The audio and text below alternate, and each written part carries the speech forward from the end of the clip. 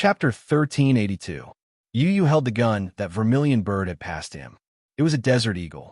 The gun's body was a little heavy, but one should not underestimate it. The desert eagle was powerful to begin with. This pistol used high-quality ammunition, and the bullets had explosive power. He fiddled with it for a while. Previously, he had Vermilion Bird teach him some marksmanship. It was not because of anything else, but because, after the recent series of events, he knew that he had to learn some self-protection methods. This was his character. He did not like to rely on others for everything. He was too weak. If not for Xiao Yiqin and Lisa's protection, it would be difficult for him to protect himself. Hence, he had to learn how to protect himself and master the means to do so. In the past 2 days, he had been working hard to learn marksmanship from Vermilion Bird. Vermilion Bird was surprised to find that he was quite talented in marksmanship. He grasped it very quickly and learned how to load and shoot. Although his accuracy was not precise, it was still very high, which surprised her. Muyaja watched him pick up the gun and load it skillfully. Then, he raised his wrist and aimed the black muzzle at Mu Yanjue.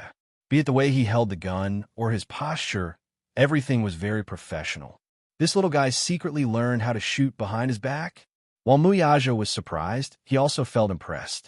Seeing him take out a gun, Mu Yanjue's face turned pale and his lips trembled violently. What are you doing? I learned some marksmanship some time ago. What's more frustrating is that there's no one to practice with me, though. With that, Yu's lips curled up. Fourth granduncle, can you practice with me? No. His face turned pale as he turned around abruptly and tried to run away. Without another word, Yu pulled the trigger and fired 2 shots at his hind legs. Mu Yanjue let out a blood-curdling scream as he staggered to the ground. His shrill scream pierced the silence of the night and spread far and wide along the southern entrance of the vast highway. However, it soon dissipated into the biting cold wind. These 2 shots are for Uncle Zhao. If not for Mu Yanjue's assassins, Uncle Zhao would not have died that day. This was Mu Yanjue's evil debt. He had to avenge the Zhao clan. With that, Yu fired again. 2 more shots rang out. Mu Yanjue let out another blood-curdling scream as he clutched his wounded knee in pain. His whole body twitched violently as he rolled around on the ground in pain. Muyaja glanced at his son. At this moment, Yu was standing in the bone-chilling night breeze. His back was straight, and his entire body was cold. He turned sideways. His black hair was slightly messy in the evening breeze, brushing against his cheeks and intertwining with his thick eyelashes. Her originally snow-white and cute face was incomparably deep. Her pair of gloomy and dark eyes seemed to be covered in ice and snow, without any warmth. His marksmanship was standard. When he fired, his face was cold and emotionless, as if it were just a routine. Even when he heard Mu Yanjue's screams, he did not move at all. He blinked as if he was already numb to death. He appeared so callous. His heart was filled with mixed feelings. In fact, he was not so willing to let Yu come into contact with such dark things too early. Chapter 1383. However, perhaps because he had experienced too many frightening things, Muyaja felt that it was time for him to come into contact with these things. Back then, when he arranged for Xiao Yiqin to be sent to the army for training, he was met with opposition. However, he still threw the little fellow into the special training camp without hesitation, just so that he could strengthen his physique to a greater extent and train him. Now, Xiao Yiqin proved that his choice back then was not wrong. This world had always been one where the strong preyed on the weak, and the weak were eliminated. The strong were the only ones who had the right to set the rules of this world. Although the child was young, as his son, perhaps it was not a bad thing for him to come into contact with this side of things early on. Just like Xiao Yiqin, even though his childhood was not accompanied by pain and suffering like other children, reality had proven that he had already become a strong person. Yu fired again. Bang! Bang! 2 shots landed on one of Mu Yanjue's legs. Blood splattered and shattered. Mu Yanjue, however, was in so much pain that he was almost numb. He did not even have the strength to cry out in pain. His body convulsed, and he groaned a few times. He almost blacked out and fainted. Yu Yu's pair of clear and bright eyes were now dyed red with hatred. When he thought of the suffering this man had caused his mommy and Xiao Chen, he could not wait to crush him. He walked over, aimed at Mu Lianjue's waist, and fired another shot. This time, blood splattered on his face. A trace of heat was on his cheeks, but he did not seem to feel it. His handsome eyes narrowed as he coldly pursed his lips. Mu Lianjue had been shot several times. As he continued to bleed, his body temperature became colder and colder. Right now, he was hoping that Yu Yu would give him a quick and painless death. However, Yu Yu clearly did not want to give him a quick death with one shot. Instead, he deliberately inflicted the greatest pain on him. Thus, he mercilessly shot at the non-fatal parts of his body. He looked more like he was venting the resentment in his heart. Yu Yu lowered his gaze with a murderous look. Those bullets landed squarely on Mu Lianjue's body. It was so painful that his entire body was almost numb. His mind buzzed, and he kept losing blood. On one hand, his body felt cold because of the loss of body temperature.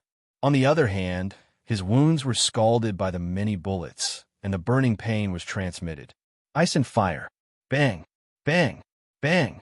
Yu Yu fired another 8 shots consecutively, but each bullet perfectly avoided the man's vitals. Mu Lianjue endured the pain, feeling as though he was better off dead than alive. This was the first time he had seen such a terrifying child. His eyes were bloodshot and filled with hatred. He was shot many times, but none of the bullets were fatal. For a while, he was struggling at death's door, which made him wish he was dead. Yu. Mu Lianjue opened his mouth in a pleading tone. Yu. Instead of being tormented by him like this, he might as well die a quick death. Fourth granduncle, I haven't had my fill yet. How can I let you die like this? Yu Yu's tone was languid and nonchalant. After saying that, he lifted his leg and stomped on the wound on his abdomen. Blood gushed out from the wound the moment he stomped on it. Ugh. Chapter 1384. Ugh. Mu Lianjue groaned in pain. His face was as pale as a sheet of paper. He rolled on the ground for a while and let out a heart-wrenching shrill cry of pain. After being trampled on by Chun Shi, he was already on the verge of death. However, this stomp of Chun Shi's foot caused him to simply suffer a fate worse than death. The back of his head fiercely knocked against the ground, and his desire to seek death had never been stronger. He had never thought that there would be a day when living would be more painful than dying. Yu Yu shot his hand that was covering his wound. This is for my brother. Although Mu Yichen's injuries were not caused by him, it was still his doing. Bang. I'm returning it to you on behalf of my mommy. His mommy had fallen into his hands, been humiliated and tortured. How could a bullet be enough to pay off all the pain she had suffered at his hands? Yu Yu narrowed his eyes, which were sharp and piercing. Bang! Yu Yu's eyes widened after he finished firing the gun, and he coldly enunciated each word.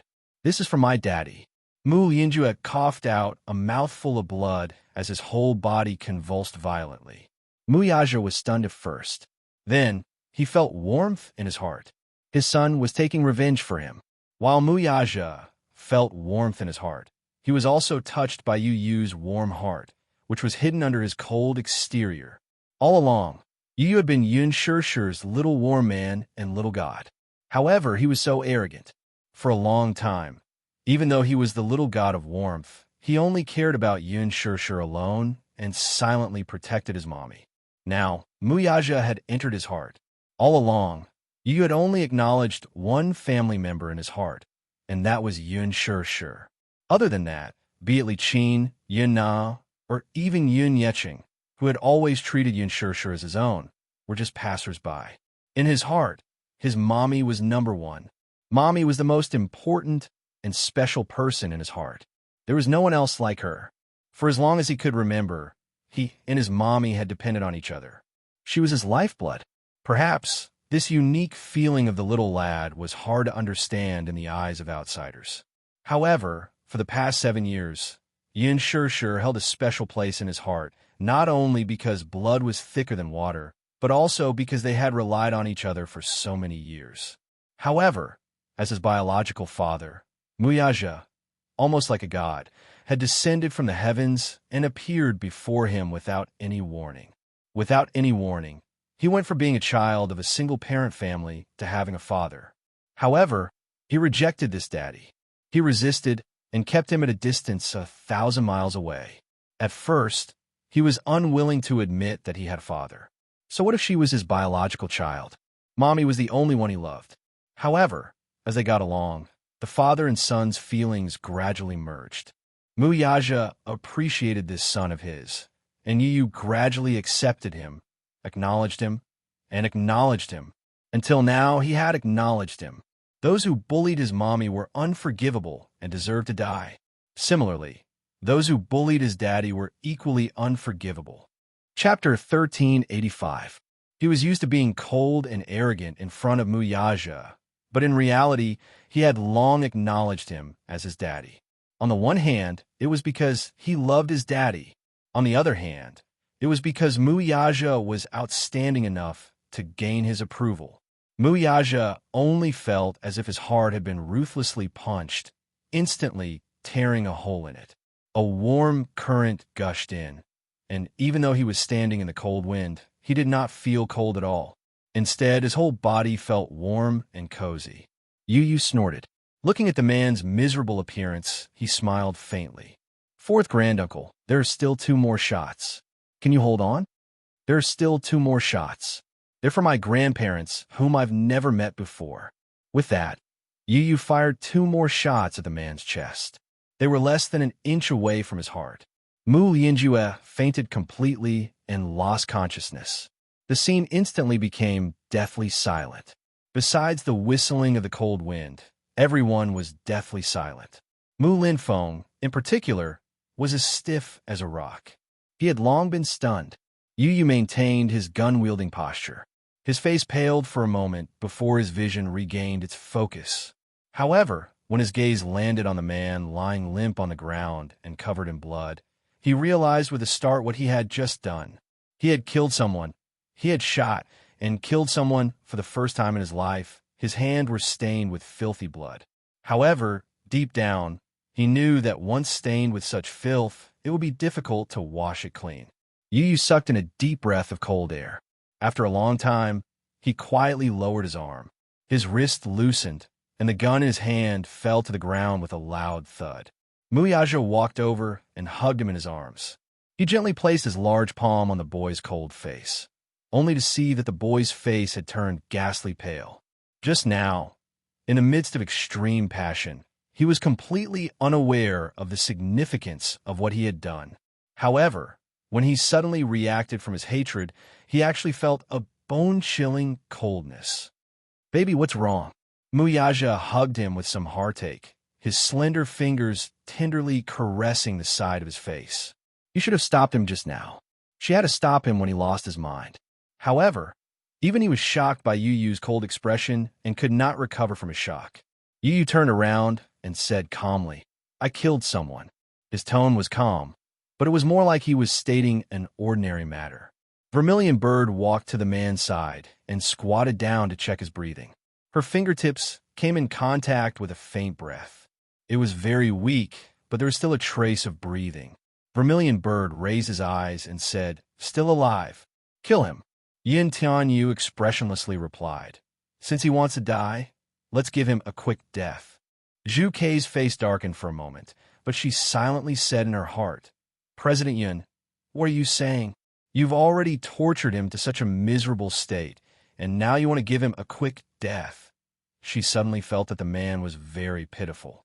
She looked at him sympathetically and thought to herself, "You can offend anyone, but you chose to offend Hurricane Group's #1 Demon King. Die early and reincarnate early." Yu suddenly asked, "Do you pity him?" She quickly shook her head. "Kill him." Chapter 1386. Muyaja nodded. "Leave his life to me." With that, he handed Yu to Vermilion Bird and walked toward Mu Lianjue. Lowering his head, he looked down at him condescendingly with a cold glint in his eyes. "Do I hate him? Do I hate him?" he asked in his heart. There was no doubt that he hated him to the core. He was the one who had poisoned his father. Back then, his father had a car accident. However, The autopsy report concluded that his father, who had never touched drugs before, was actually a drug addict. He had smoked marijuana and even injected a large amount of heroin when he was alive. Hence, when he drove, he had hallucinations and caused a tragic accident. He had never believed that his father would do drugs. In his mind, Mu Yinqing had always been self-disciplined and would never touch such things. However, even if he had his suspicions, it was an undeniable fact. He did not expect that all of this was caused by Mu Yinjue. If it were not for him, his father would not have died. His mother, on the other hand, had taken chronic poison for many years. She had passed away at a very young age due to illness. Both of his family members had been killed by him. This was Mu Lianjue, a heartless and unscrupulous person who would do anything to fight for power. The series of events that followed were all his doing. Mu Yaja narrowed his eyes. He had always been puzzled. Mu Lianjue and his father were biological brothers. Even if they did not have the same mother, they were still related by blood. Why would he do this? Why would he do such a cruel thing? This was the answer he had always wanted. Now, however, he realized that the so-called answer was no longer important. So what if he got the answer? His father and mother would not come back to life, either. The dead were gone. It was time for him to let go of the grudges of the previous generation. However, he should be the one to decide Mu Yinjue's life. At the thought of this, Mu Yaja clenched his jaw and pursed his thin lips into a stiff line. Then he abruptly grabbed Mu Lianjue's neck and tightened his grip, not holding back at all. Mu Lianjue abruptly woke up from his groggy state under such immense pressure. His pair of eagle-like eyes abruptly widened, but they were bloodshot and crimson as if they were filled with blood. The muscles on his face twitched. Because of the excessive suffocation, his entire face had swelled to the color of a pig's liver. His pair of eagle-like eyes were glaring angrily under the terrifying suffocation. He could only feel that under the overwhelming, twisting force, his consciousness was becoming increasingly weak. Cough. Mu Lianjue's eyes popped out of their sockets. The blood in his body gushed to the top of his head, and even his eyeballs could not move. Mu Yaja did not say a word. He did not have the patience to waste any more words. He only wanted to settle all the grudges and grievances with his own hands at this moment. This man before him. He hated him to the core. Mu Yaja stared fixedly at him. Suddenly, scenes flashed before his eyes like a carousel lantern. In his memory, the one that left the deepest impression on him was Mu Yinqing's extremely strong arms. When he returned home from work, he would always lift him up and kiss his forehead. Chapter 1387. Baby, you're back. He loved his mother's long, black hair the most. When she was seriously ill, he would take good care of her by her bedside and carefully wash her hair. Every time those black strands of hair flowed through his fingers, he would look at his mother's pale face in the mirror, and his heart would uncontrollably surge with sorrow. However, all of this once beautiful life, was suddenly shattered. It was all destroyed by this man. He was left alone. You deserve to die. Mu Yaja's voice was low and furious. Every word he uttered seemed to be squeezed out from the roots of his teeth, and they were filled with endless hatred. Mu Lianjue, you deserve to die. Mu Linfeng could not bear to watch this scene and turn away. Yu, who was in Vermilion Bird's arms, looked at Mu Yaja's stiff-back view and felt a sharp pain in his heart. His heart ached for his daddy. He did not know what kind of childhood his daddy had. At least, it was not a happy one. Unlike him, no matter how sick and weak he was and how much humiliation he suffered, he still had Yin Shishir by his side to protect him and accompany him gently. His daddy was different. He had lost both his parents when he was young. In such a big family, where power intertwined, he must have had to tread carefully along the way. Under Mu Yaja's strong grip, Mu Lianjue's throat was broken. His eyes rolled back as he breathed his last. Mu Lianjue was dead. Similarly, the family feud that spanned 2 generations had ended. Mu Yaja stood up and stood in the strong wind with a cold and lonely aura. At that moment, the cold wind suddenly became bitterly cold. It raged wildly as if it was clamoring fiercely. Daddy, Yu looked at Muyaja and suddenly called out softly. Muyaja turned around, his ink-black hair fluttering in the wind. His eyes were bloodshot, but the moment he turned back to look at Yu, they slowly faded away as if they were silk being peeled from a cocoon and returned to their original state. Daddy hug. Yu smiled gently and opened his arms. Muyaja walked over and hugged him in his arms. Yu hugged his shoulders softly and looked up with a warm smile on her face. Daddy, you have me in the future. You're not alone. Muyaja's heart skipped a beat. His eyes warmed as he hugged her even tighter. I don't only have you. Yes, you still have Mommy. Muyaja scratched the bridge of his nose. I still have Xiaoyi-Chen. Yu smiled. Xiaoyi-Chen once asked me if it was okay for the four of us to be together forever. While Muyaja was still in a daze, Yu laughed and said, in the past, I was still hesitant. One is so stupid, and the other wants to steal Mommy from me. Now, I've made up my mind.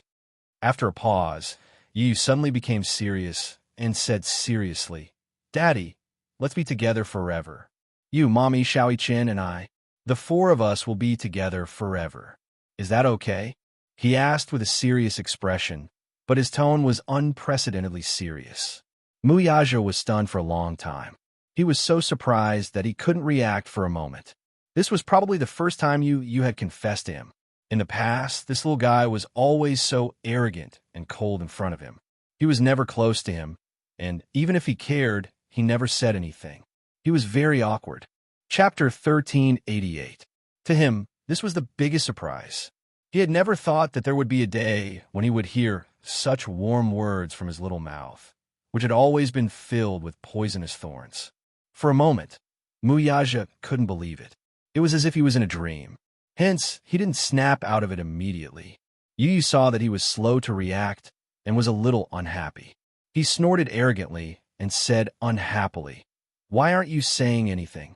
Are you unwilling to do so? Muyaja hurriedly said, No, little idiot. Yu pouted and pouted. He was a little unhappy. If you're unwilling, you don't have to force yourself. Don't think that I approve of you. If you weren't the man that Mommy liked, I wouldn't have bothered with you. His arrogant words reverted to Yu's usual noble and cold demeanor. Muyaja smiled and rubbed his forehead dotingly. Okay. This time, he would let him say whatever he wanted. Do you think that I want to be with you? Seeing that Muyaja still didn't say anything, Yu was even more unhappy. He looked at him with disdain. If I wasn't worried that you wouldn't dote on Mommy enough and bully her, I just want to be with Mommy forever. Don't misunderstand. Muyaja continued to smile dotingly and echoed his words. Okay. His agreement made Yu even more unhappy. Why didn't he say anything? Yu was unhappy. Hey, you. Muyaja's eyes suddenly drooped as he gently kissed the boy's forehead.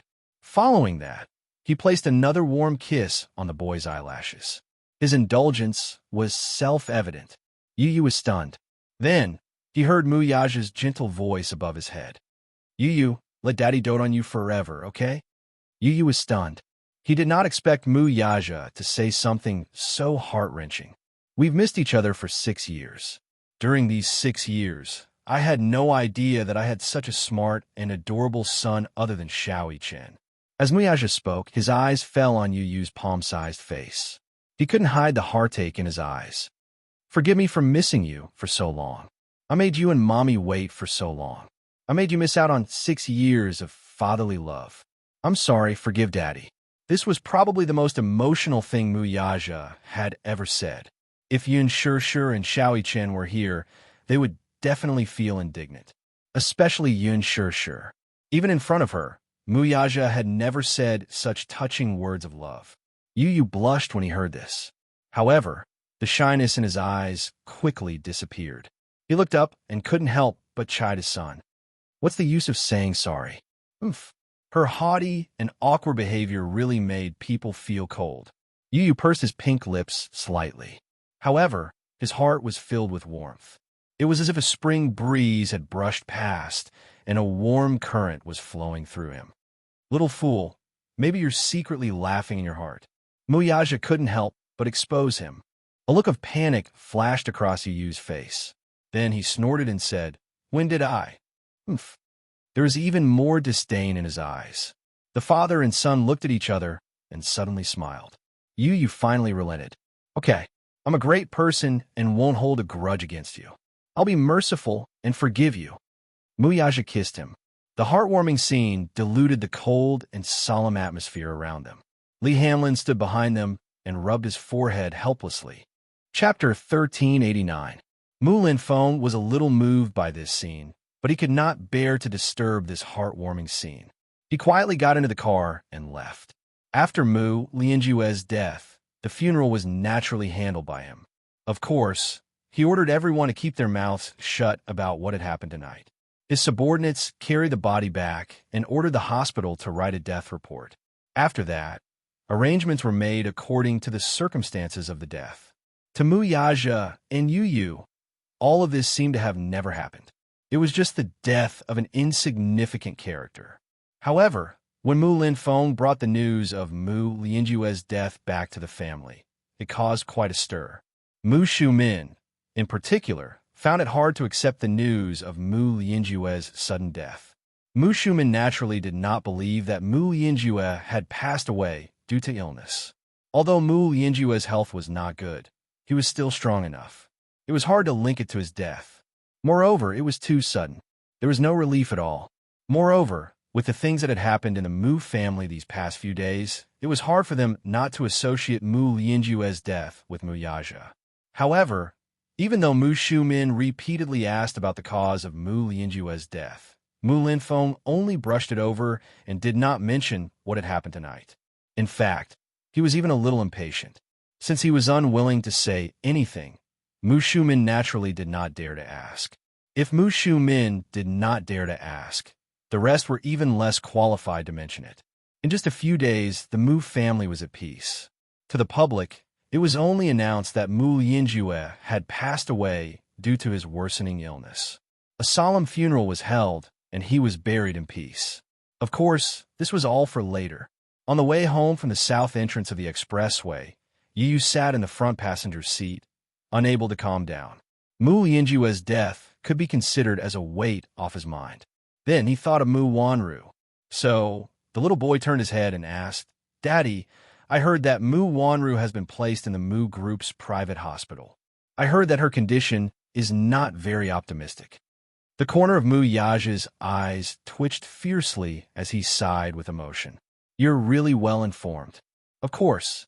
Yu sniffed proudly like a mischievous little elf. Her eyes were bright and sparkling. "I won't let anyone who offends my mommy off. Even if they escape to the ends of the earth, even if we have to dig 3 feet into the ground, we will dig them out." Mu Yaja was speechless. "Baby, do you know what kind of boys girls are most afraid of these days?" "Hmm? What?" Yu was perplexed, unable to comprehend what was going on. "Mama's boy," Mu Yaja said faintly. "You're the world's first mommy's boy that I've ever met." "Ha ha ha." Yu was elated and revealed a rare hearty smile. "That's because before Daddy appeared, Mommy only had me. If I don't pamper Mommy a little, who will?" Mu Yaja was taken aback. He could actually detect a hint of bitterness in his calm voice as he recalled all those unbearable memories of the past. His heart sank. Even though Yu's tone was calm and nonchalant, the memories of the past 6 years were still vivid in his mind. He was probably feeling indignant for Yin Sure. In his heart, his mommy was an elegant princess. A woman like her should be doted on by everyone. Chapter 1390. Mommy had been living such a hard life all this while. She had tasted the bitterness of the world. He hoped that his mommy could be happier. Happier. When he thought of this, he said unwillingly, "Mommy is still very young. She's only 24 and has suffered a lot. I feel that it's so unfair. I can't accept it." At this point, he glanced at Mu Yaja and asked, "When do you plan to hold your wedding with Mommy?" "I haven't thought about it yet," Mu Yaja said honestly. "You're not ready?" Yu seemed unhappy with this answer. "Not really." Mu Yaja paused. When they reached a traffic light junction, the car stopped. He turned his head and answered seriously, "I haven't thought about how to give her a perfect wedding." In the past, he only felt that weddings were an insignificant formality. Perhaps it was because he had never thought that there would be such a person who would make him seriously consider how to create a romantic and perfect wedding. However, now, he also had some romantic fantasies about his marriage with Yin Shirshir. When it came to romance, men always seemed to lack themselves compared to women. Actually, that was not the case. Did men not understand romance? That was not the case. A man did not understand romance only because that person did not appear. When you heard this, he felt gratified but also jealous. He could not bear to part with her. I can't bear to let mommy marry you. He revealed the conflict in his heart honestly. Muyaja frowned. This kid, his mommy was marrying him. Why did this little kid give off an inexplicable feeling of melancholy? And this kind of melancholy was like a father who had experienced the vicissitudes of life and was about to marry off his beloved daughter. Lee Hamlin had once said that Yu Yu and Yin Shirshir were mother and son in some ways. However, when Yu Yu hid that side of him behind Yin Shirshir's back, Yu Yu doted on his mommy more like a daughter. It was a sense of déjà vu between father and daughter. It was as if ethics had been reversed. Muyaja's lips twitched. Yes, that was the feeling. Yu Yu was like a father who couldn't bear to see his daughter get married. Just as he was feeling awkward, he heard Yu Yu's daddy mumble again, I suddenly feel that it's so unfair. Unfair? Yes. I feel that I can't let you take advantage of me for nothing. My mommy is as beautiful as a flower, gentle and kind. The people who want to pursue my mommy could line up from my doorstep to Siberia. Why should I let you beat me to it? The more Yu Yu spoke, the more indignant she became. She clenched her fists and snorted arrogantly. We didn't even go through the process of courtship. No, I can't let you pass. Daddy, I can't let mommy marry you like this. It's too easy on you. Muyaja was stunned. Why? Tell me. You disappeared for 6 years for no reason. Now that you've reappeared, you didn't even go through the process of courtship. How can I let you marry mommy so easily? However, Muyaja felt that the little kid's silent scheming was really interesting and adorable. Seeing that he had made the decision in all seriousness, he couldn't help but raise his eyebrows and ask, Oh, there are conditions? Yes, of course. Yu Yu said matter-of-factly. You didn't even go through the process of courtship, love letters, dating, or courtship. That's not fair. Muyaja was stunned. Chapter 1391. You actually went on a date with mommy behind my back. Yu Yu smelled a hint of adultery, and there was a dangerous glint in his eyes. It doesn't count. It's not formal enough. If you want to marry my mommy, you have to start from a formal courtship. Yu Yu concluded. Muyaja kept quiet. Courtship? Yes. Do you know how to court girls? No. Can you teach me? Muyaja's expression was serious. What he said was true. He had never courted any girl before. Basically, the women around him couldn't wait to get close to him. He had never taken the initiative. You don't even know how to court girls. So how about you be daddy's strategist? Muyaja asked humbly with a sincere expression. However, Yu Yu retorted, I can't even bear to let mommy marry you. How can I be your strategist? Dream on. Muyaja kept quiet again and glanced at him from the corner of his eyes. Yu Yu did not back down and looked back at him from the corner of his eyes. The father and son faced each other in silence. Muyaja pursed his thin lips. He had learned his lesson. To put it bluntly, this fellow was unwilling to let his mommy marry him. Hence, he deliberately made things difficult for him. This was a test for him. If he could not bear to marry mommy, he should have just said so. The little fellow was so awkward because he could not bear to let mommy go, but was too shy to express it. On the other side, Yu Yu said lightly, Daddy, mommy doesn't belong to you yet. If you don't hurry up, there will be so many people courting mommy. These words were obviously a threat to him. Muyaja smiled deeply, but his eyes were filled with gentleness. Back to Shawnee Walk. In the time it took for him to park the car, Yu Yu flew into the house and hurriedly ran into the bedroom. He carefully pushed open the door, tiptoed in, and silently made his way to the bedside. Yin Shirshir was sleeping soundly. She did not seem to realize what had happened tonight, and was still immersed in a gentle dream. Yu Yu felt relieved when he saw that she was sleeping soundly. When he went out tonight, he secretly wanted to settle things behind her back. Yu had always been like this. In a corner where Yun Shir could not see, in a small detail that she could not detect, he arranged everything for her. No matter how big the devil he would kill God and God would kill God. Whenever Mommy's SSSS, he would be zzzzz. Even if he had to fight against the heavens, even if he had to be the enemy of the world, he would wholeheartedly protect her and ensure her safety. Yu squatted down and leaned over the bed, looking at her gently. When his gaze met Yun Shir's sleeping face, his gaze instantly softened and became as gentle as water. It was as if Yun Shir, who was sleeping on the bed, was the most beautiful treasure in the world in his eyes. It made him want to take pity on her. A strand of hair fell between her eyebrows and intertwined with her thick eyelashes. He gently reached out and brushed the strand of hair away, tucking it behind her ear. She was extremely sensitive. Even if it was from Yu's tender fingertips, that slight touch was enough to make her, who was in her dreams, let out a muffled moan. It was as if she was talking in her sleep. Afraid that he would disturb her, Yu immediately withdrew his hand and blinked innocently. He was afraid that he would wake her up. Yun Shir's delicate lips opened and closed, letting out a soft murmur before returning to being docile and quiet. She did not wake up. Chapter 1392. He poked Yun Shir's soft cheeks with his fingertips and muttered to himself, "Mommy, I can't bear to marry you off. This is a very selfish way of thinking, isn't it?" His gaze fell on Yun Shir's sleeping face. Suddenly, he was a little distracted. Indeed, he couldn't bear to part with her. How should he put it? It was a very strange feeling. It was as if the person he had always cared for and protected with all his might would no longer belong to him alone one day. From a certain perspective, wasn't it kind of loss as well? Or perhaps, even though he and his mommy had depended on each other for 6 years and had developed an inseparable bond, marrying off his mommy would always make him feel a little lonely. This kind of loneliness was not something that Mu Yaja and Xiao Chen could give him.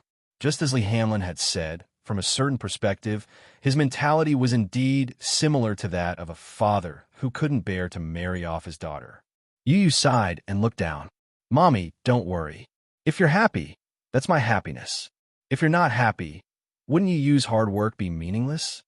When he thought of this, he leaned over and gently planted a kiss between Yun Shir's eyebrows. "My dear mommy, good night." After saying that, he carefully tucked the bedding in for her and left silently.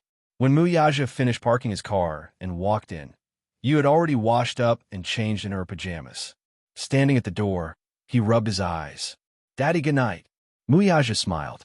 "Good night, baby." Yu smiled and waved her hand. Just as she was about to enter the room, she suddenly thought of something. She turned around and walked in front of Mu Yaja. Then, she hooked her finger at him mysteriously. Mu Yaja saw that Yu Han seemed to have something to say. He bent down slightly and looked at Yu Han at eye level. Yu suddenly leaned over and kissed his forehead gently with her pink lips. Baji, he took a bite. It was fragrant. Mu Yaja was stunned. He never thought that the little fellow would take the initiative to kiss him. A goodnight kiss? He smiled gently, and his heart felt warm again. Tonight, this little fellow had warmed his heart to the point of bursting with joy. Yu clasped her hands behind her back and lowered her head shyly after the kiss. She seemed very awkward and bashful. Seeing Mu Yaja's stunned and surprised expression, he explained, "Good night kiss." "Stupid daddy." "Yes." Mu Yaja was still a little slow on the uptake. The surprise came too suddenly. The little fellow actually took the initiative to say good night to him. In the past, he wouldn't have dared to think about it. Seeing his indifferent reaction, Yu could not help but be annoyed by his slowness and clumsiness. Was that all he could do? Yu could not help but feel hurt. He had taken the initiative to give him a goodnight kiss. In the end, his stupid daddy was like a block of wood. Did he not know how to give him a goodnight kiss? Thinking of this, he muttered angrily, "Stupid daddy." Then, he turned around and was about to enter the room. However, just as he turned around, Mu Yaja suddenly picked him up from behind and held him in his arms. "Good boy, baby." Mu Yaja's slender fingers pinched his chin. His thin lips brushed past his ears and landed on his pink cheeks. Mwah! It was a light kiss, a reply to his goodnight kiss. Yu was slightly distracted. Then, her face turned red and she pursed her lips. She was clearly a little shy. All right. Chapter 1393. Muyaja carried him back to the room and turned on the wall lamp. As soon as the warm wall lamp was turned on, Muyaja and Yu were stunned when they saw the scene on the bed. Then, both of them frowned at the same time. She saw little I-Chin sleeping soundly on the bed, but his sleeping posture was as restless as usual. At this moment, he was like an octopus with his small arms and legs sprawled out, occupying more than half of the bed domineeringly. He was even snorting soundly at this moment. Daddy, look, Yu complained pitifully. This guy is restless every night. I don't want to sleep in the same bed as him. Every morning, I'm almost squeezed off the bed by him. Muyaja was speechless. Daddy, does he usually sleep like this in the Mu family? Yu asked. Yes. His sleeping posture is terrible, Yu criticized mercilessly. Muyaja sighed heavily. Yes, this probably had something to do with his sleeping habits. Xiao I-Chin's bed in the Mu family's bedroom was very big. It was 3 meters wide and 4 meters long. Therefore, the little guy had developed the habit of sleeping in an unrestrained manner since he was young. After all, the bed was very big and spacious. Therefore, he had always been used to acting wildly on such a big bed. Therefore, he could not adjust to the fact that he had changed to a 2-meter bed. However, Yu was different. When he was younger, he and Yun Shishir slept on the same bed. Yun Shishir slept very quietly. Basically, she would sleep in the same position when she woke up. If she was not disturbed, she would not change her position for the entire night. When Yu was older, he could not afford to change to a bigger bed. He slept on a 1.5-meter bed. Therefore, he slept very peacefully. After meeting Xiao I-Chin, Yu finally realized that some people could behave wildly in their sleep. Sometimes, Yu really wondered what Xiao I-Chin was dreaming about. Why did he fall asleep and move so much? There were several times when he was woken up by this fellow. He really wanted to wake him up, pinch his face, and ruthlessly ravage him. Muyaja said sympathetically, "Baby, it's been hard on you." Yu was speechless. After a moment of silence, he suggested, "I want to change to a bunk bed." He slept on one bed, while Xiao I-Chin slept on the other. Muyaja agreed. "I'll send someone to buy one tomorrow." "No need." Yu said, "I'll book one for myself tomorrow." Under Luji Holdings, there was a smart children's bed. It had 2 bunk beds and an intelligent sleep system. It was very popular. He was the one who researched and designed it. Just as well, he could book one and experience the results of his own design. Muyaja was speechless. This son of his was really not an ordinary genius. At his age, he did not even know how to draw. His son could already sleep in the smart children's bed that he designed. The pupil had surpassed the master. However, he felt very proud of it. His 2 sons were so outstanding. "Go to sleep." Muyaja carried him to the bed and covered him with a blanket. Yu glanced at Xiao I-Chin, who had been chased to the side by Muyaja. His disdainful expression softened slightly. "Daddy, you have to sleep early too," he said softly. Muyaja smiled and walked to Xiao I-Chin's side. He also planted a good night kiss between his brows. When he left the room, he turned off the lights and closed the door. He went to the bathroom to wash up before returning to the bedroom. Chapter 1394. At this moment, it was already late into the night. It was pitch black outside the window. There were no stars in the sky. Only the bright moon was gradually covered by dark clouds. There was a light lamp at the head of the bed. He walked over and looked at the person on the bed. She was sleeping soundly. There were traces of someone gently twisting the blankets. Thinking about it, you must have come in just now and twisted the blankets for her. This considerate little guy always hid his gentleness in the bottom of his heart. If this blissful little woman knew that her son had silently done so much for her, she would definitely be touched. However, Yu had never let her know.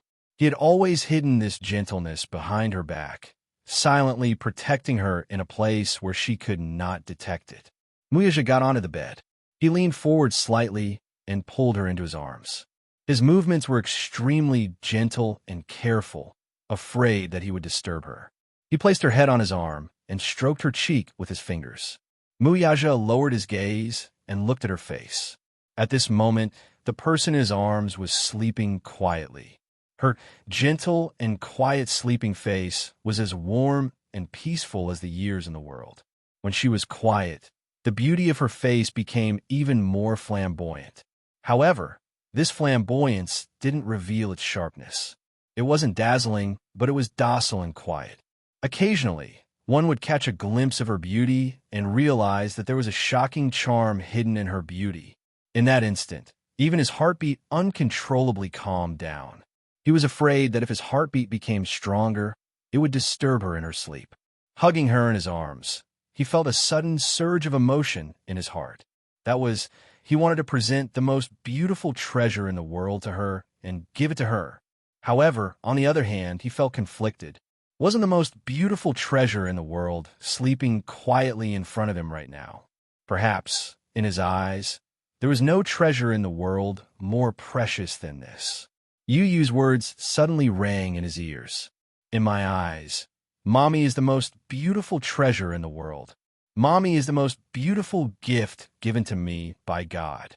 Even if I have to become the enemy of the world, I will protect her to the fullest. If you love her, please treat her well, lest she wander about in misery, lest she have no one to rely on. All right, Muyaja could not help but ask.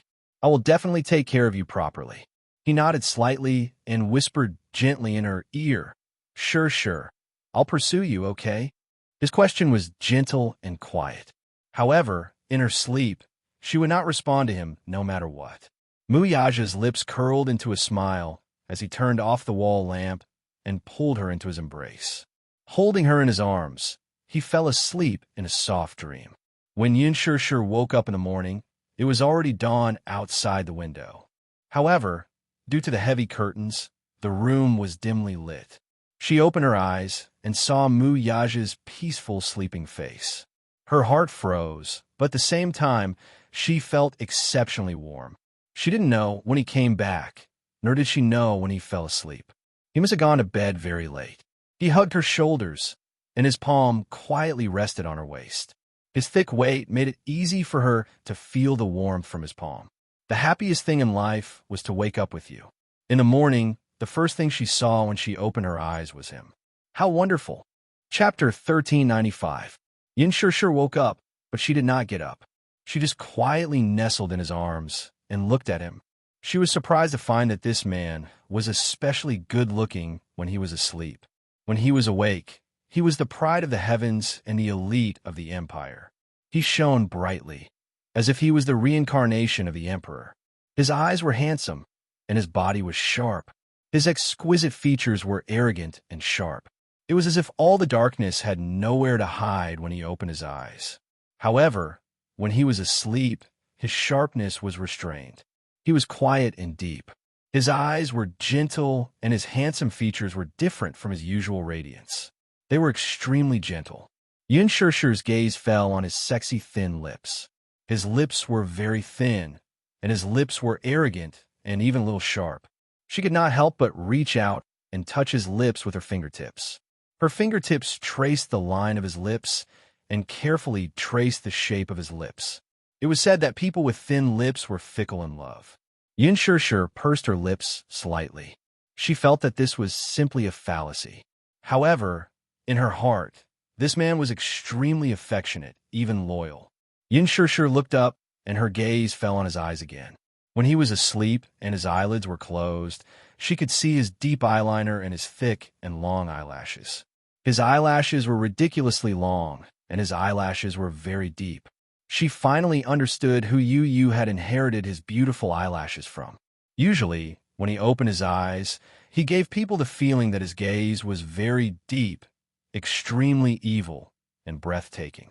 It turned out that he had a pair of deep eyeliner like Yu Yu and Xiaoyi Chen, especially his eyelashes that were like the feathers of a black phoenix. They were so beautiful that even gods and men would be envious of them, so much so that she was a little jealous. Why did the heavens dote on him so much and mold him to be so perfect? However, on second thought, it was all thanks to the heavens that they loved him so much. Yu and Xiaoi Chen had inherited his excellent genes.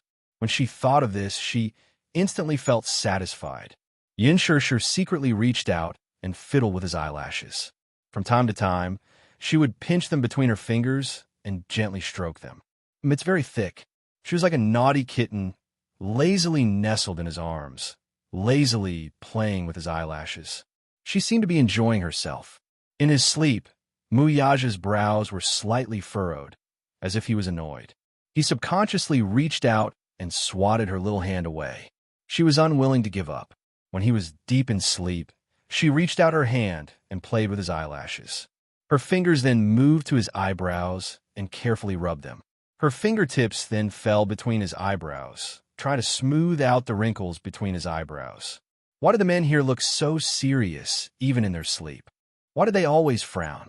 She rubbed it carefully, trying to smooth out his furrowed brows. All of a sudden, Muyaja opened his eyes. He raised his eyelids, and his deep pupils shone with the light of awakening. She was instantly embarrassed.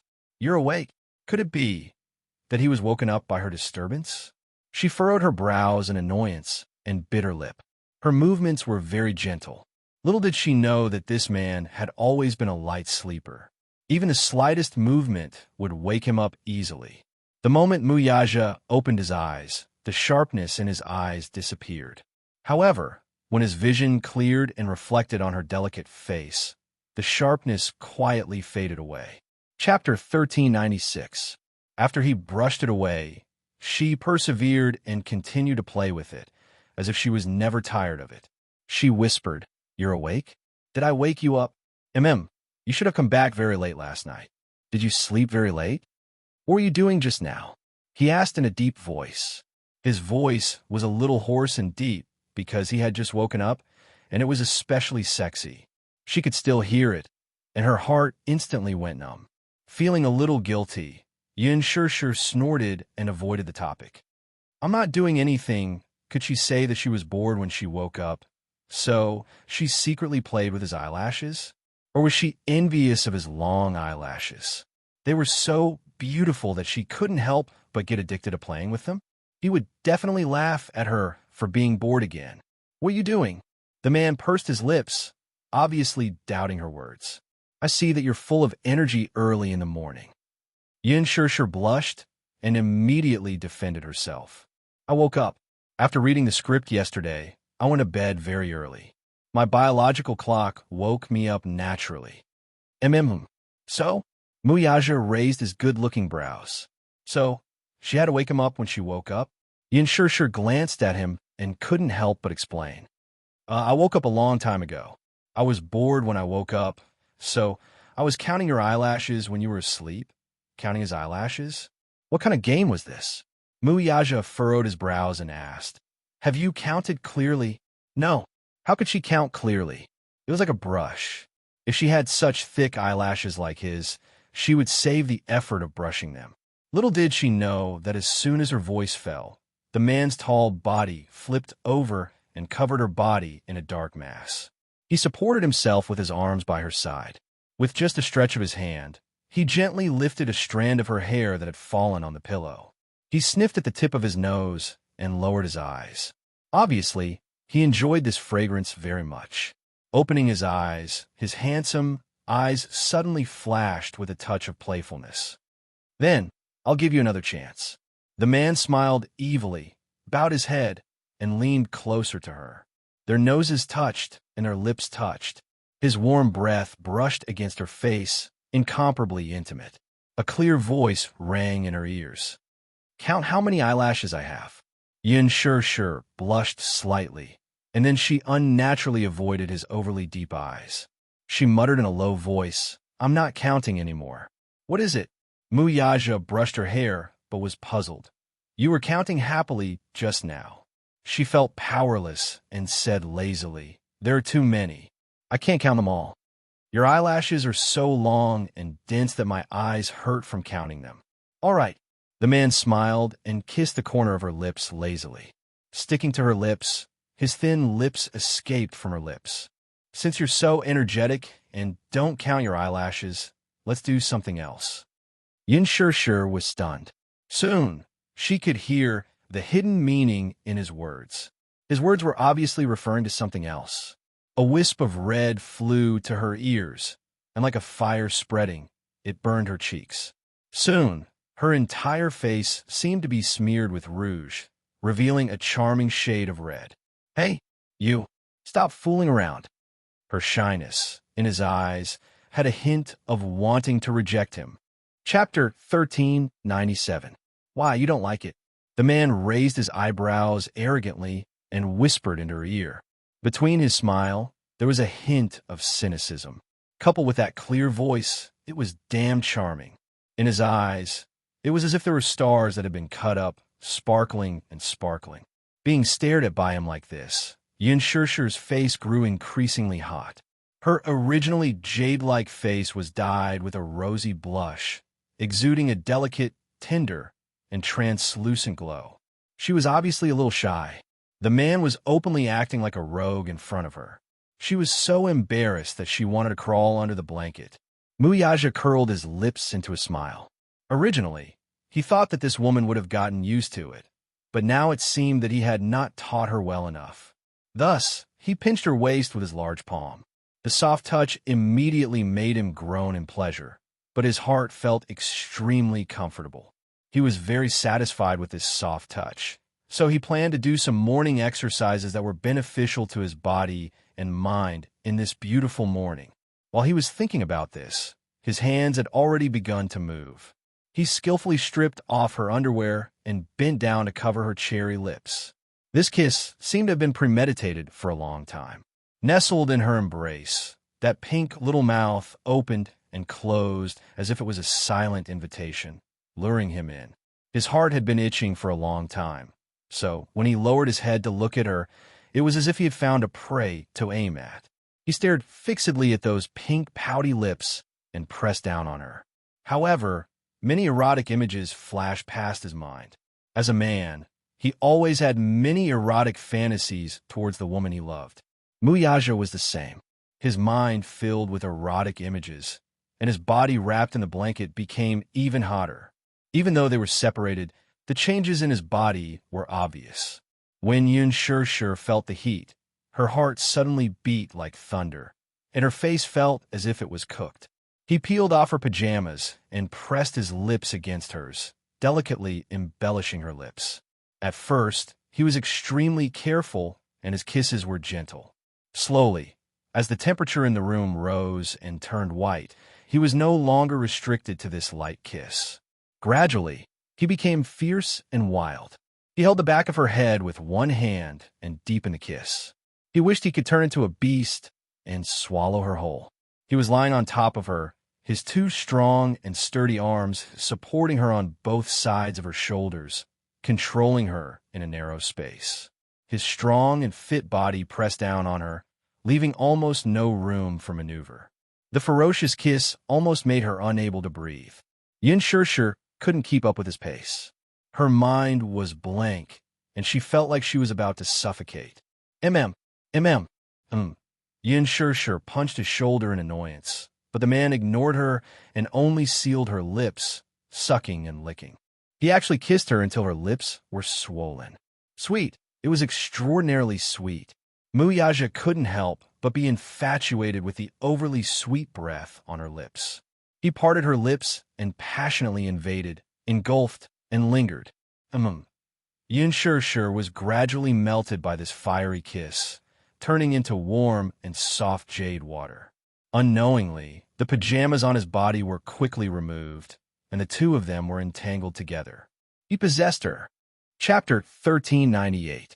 For a moment, the room was filled with the charms of spring as the temperature rose rapidly. After a round of passionate lovemaking, he hugged her and immersed himself in her warmth as he savored the aftertaste of love. However, even after doing it a few times, he still did not know when to stop and teased her from time to time in an attempt to arouse her. However, she did not live up to his expectations and did not respond at all. She was also indifferent to his teasing. It was too tiring. At this moment, Yin Shishir seemed to have been drained of all her energy as she lay limp in his arms, unable to move at all. Even lifting a finger was difficult. She laid lazily in his arms. It was not easy for her to accumulate enough energy after a night of recuperation. At this moment, under his torment, it all collapsed and she was exhausted again. Her eyelids were heavy. She lazily half opened her eyes and looked out of the corner of her eye, only to see the man leaning against the head of the bed and looking down at her. His eyes were playful and mischievous, as if he was mocking her for not living up to his expectations.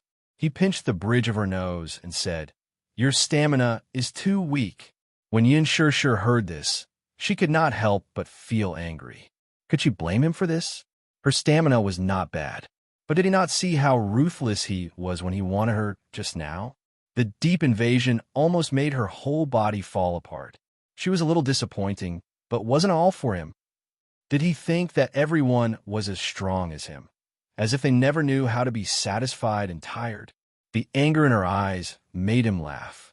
Muyaja pinched the tip of her delicate nose lovingly and teased. "Why? Are you not convinced?" Yin Shishir bitterly slapped his hand away and said in a muffled voice, "Don't mess around. I'm a little tired now." She looked down tiredly and felt that after the battle, just now, her eyelids were starting to fight again. "I know you're tired." Otherwise, he would not have let her off so easily. He said in a deep voice. He did his utmost to suppress the dark desire in his eyes. Now, he was doing his utmost to restrain it. At the same time, a playful look appeared in his eyes, making one's face redden even more. She couldn't help but feel a little defeated. She raised her eyes to look at the man in front of her. He was like an arrogant emperor, lazily and elegantly leaning against the headboard. His gaze fell on her face. There was teasing, mischievous, playful, but most of all, there was a mischievous smile. This smile was mixed with a bit of devilish charm, but also seemed like he was harboring evil intentions, as if he was mocking her disappointing physical strength. Yin Shishir was furious. The more she looked at him, the more indignant she felt. This man was too vile. The way he looked at her really made her feel ashamed.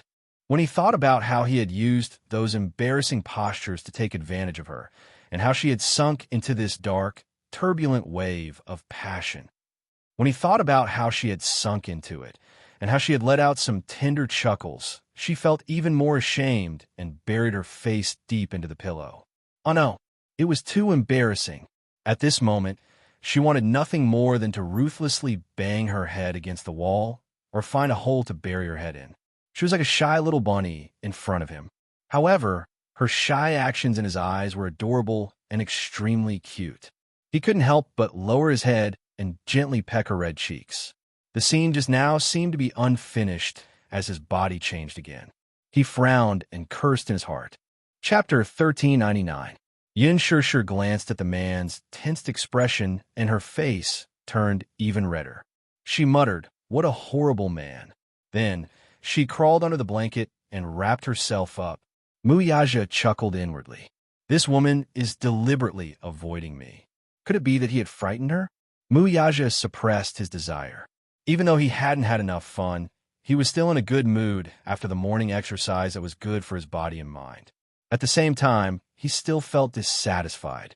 This woman's physique was a little weak, especially when it came to her physical strength. It seemed like she had to exercise more. He hadn't had enough fun, but she was already tired. This made him a little unhappy. However, he was a man who knew when to stop.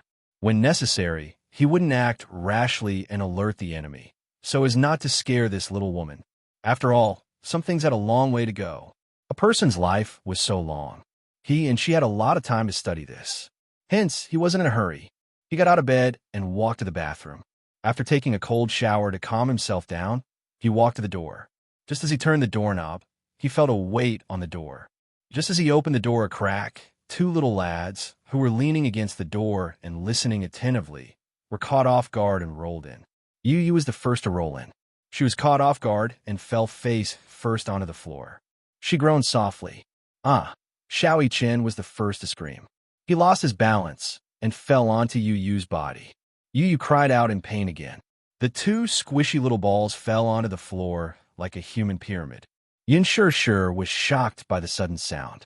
She peeked out from under the blanket and saw this scene. Her face turned so red that it looked like blood was going to ooze out. Hence, she crawled back under the blanket without a sound. This time, she was too ashamed to crawl out of the blanket. Woo woo woo. Was there anything more embarrassing than this? Yin Sure wanted to cry, but had no tears.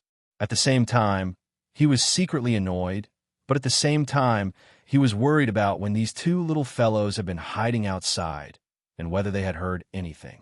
The two little fellows were still so young. They wouldn't learn anything bad, right?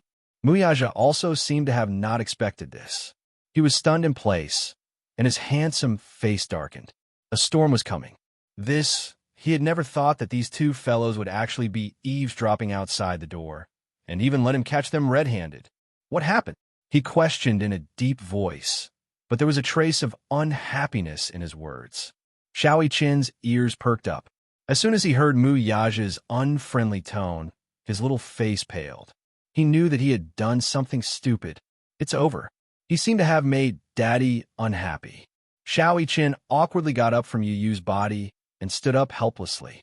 He lowered his head and clasped his hands together nervously, not daring to look up at him. Daddy, he called out timidly and weakly. His voice was as soft as a mosquito's buzzing. It was obvious that he knew that he had done something wrong and was extremely ashamed.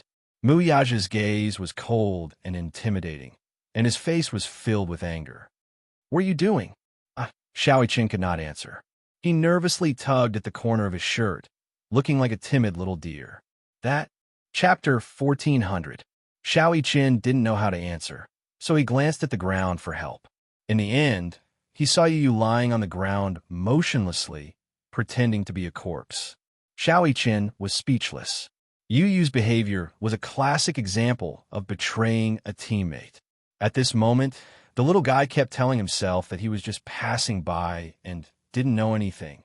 He was innocent. It was definitely not the right time to stand up and laugh it off. Since he was unfortunately discovered, Yu Yu had his own tricks up his sleeve and would be able to escape this ordeal. Muyaja glanced at the corpse on the ground, and his lips twitched. Then he stretched out the tip of his foot and gently kicked his round little butt.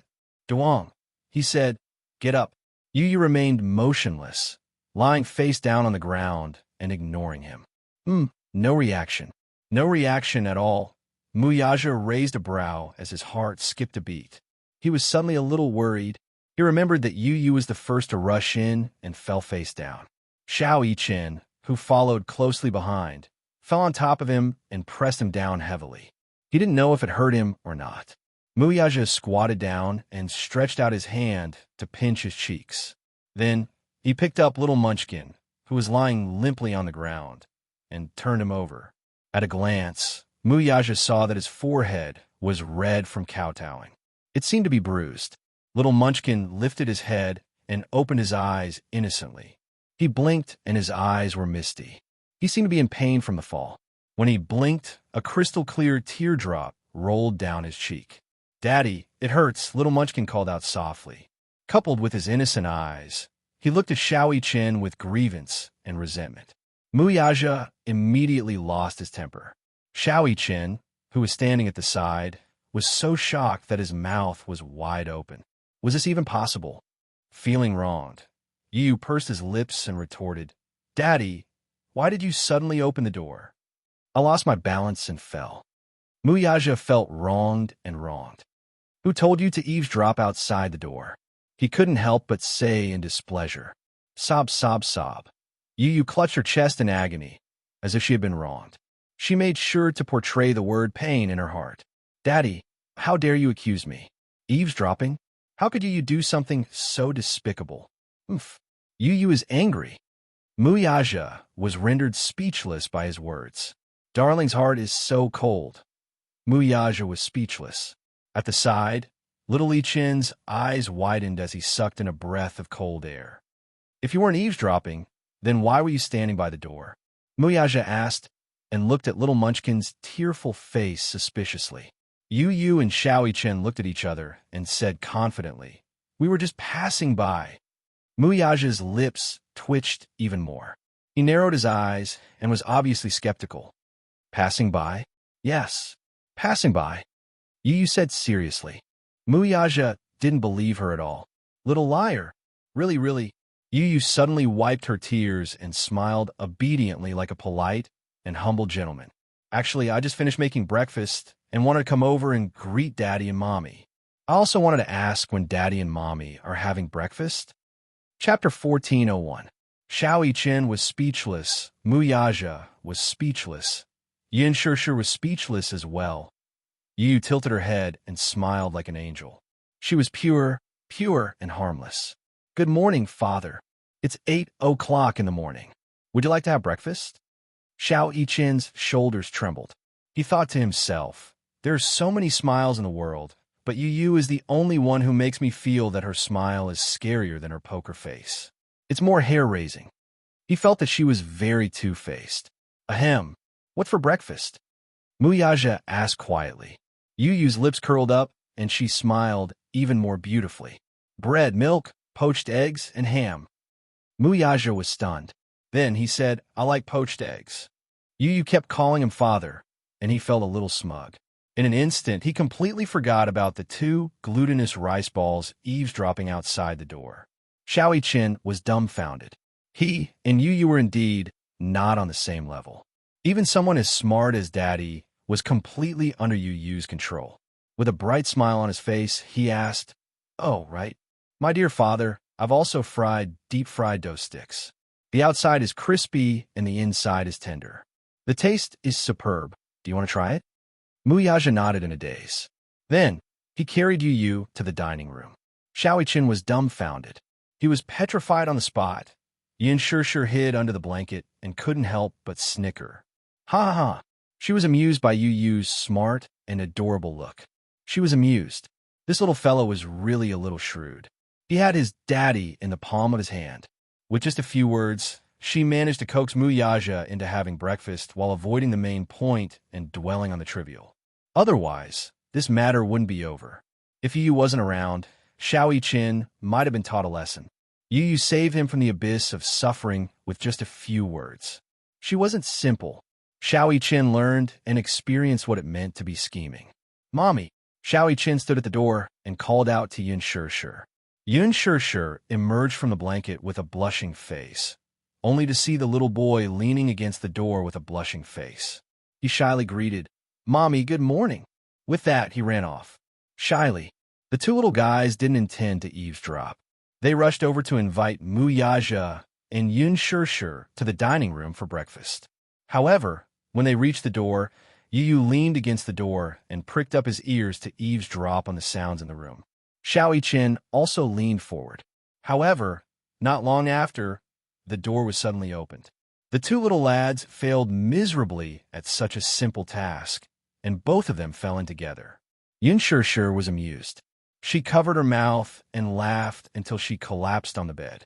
With 2 children at home, she felt that every inch of her life was bright and sunny. Xiao Yichen and Yu were probably the best gifts that God had given her. In the dining room, Yu personally fed Muyaja a deep-fried dough stick. The latter took a bite. The golden skin was crispy and the inside was tender. It was indeed delicious. You made this? He asked in disbelief. Yu raised his eyebrows and was obviously very proud. Yes, of course it was made by me. Muyaja wasn't stingy with his praise. Your culinary skills are better than many chefs in star-rated restaurants. Oh, humph, this is nothing. You haven't really experienced my culinary skills. Yu pretended to be reserved. Chapter 1402. After Yin Shishir woke up, she received a call from her manager all of a sudden. Shishir, are you feeling better? Yin Shishir replied, Yes, I'm feeling better. He heaved a sigh of relief, but his voice was filled with worry. Your phone has been switched off recently. It wasn't easy for me to get through to you. I asked Mushi, and she said that she couldn't reach you, either. We were so worried. I'm sorry. Something happened at home recently. That's why it's been inconvenient for me to switch on my phone. Yin Shishir felt extremely guilty. The manager sighed helplessly and said, It's okay. I thought something had happened to you, so I was worried. During this period, Yun Shir had disappeared from the face of the earth. She did not reply to any messages, and her phone was switched off when he called her. That was until Min Yu sent someone to inform Ji Lin that Yun Shir was on leave. Only when a manager learned of this did he feel relieved. For the past 2 days, Yun Shir's phone had been switched on, so she replied to his messages. Qin Zhou, on the other hand, had been overseas for the past few days. The moment he returned, he turned on his phone and saw Yun Shir's reply in his inbox. He quickly called her back. After a pause, he asked in confusion, "What happened at home?" It's a long story. Yun Shir did not know how to start. Qin Zhou, however, was extremely sensitive and comforted her. "It's okay if you don't want to talk about it. Artists need privacy and personal space, too. I can understand that." "Yes. Thank you, Qin Zhou." He asked, "Are you free recently? If you are, can you focus on your work now?" While you were away, the studio accumulated a bunch of drafts waiting for you to destroy them.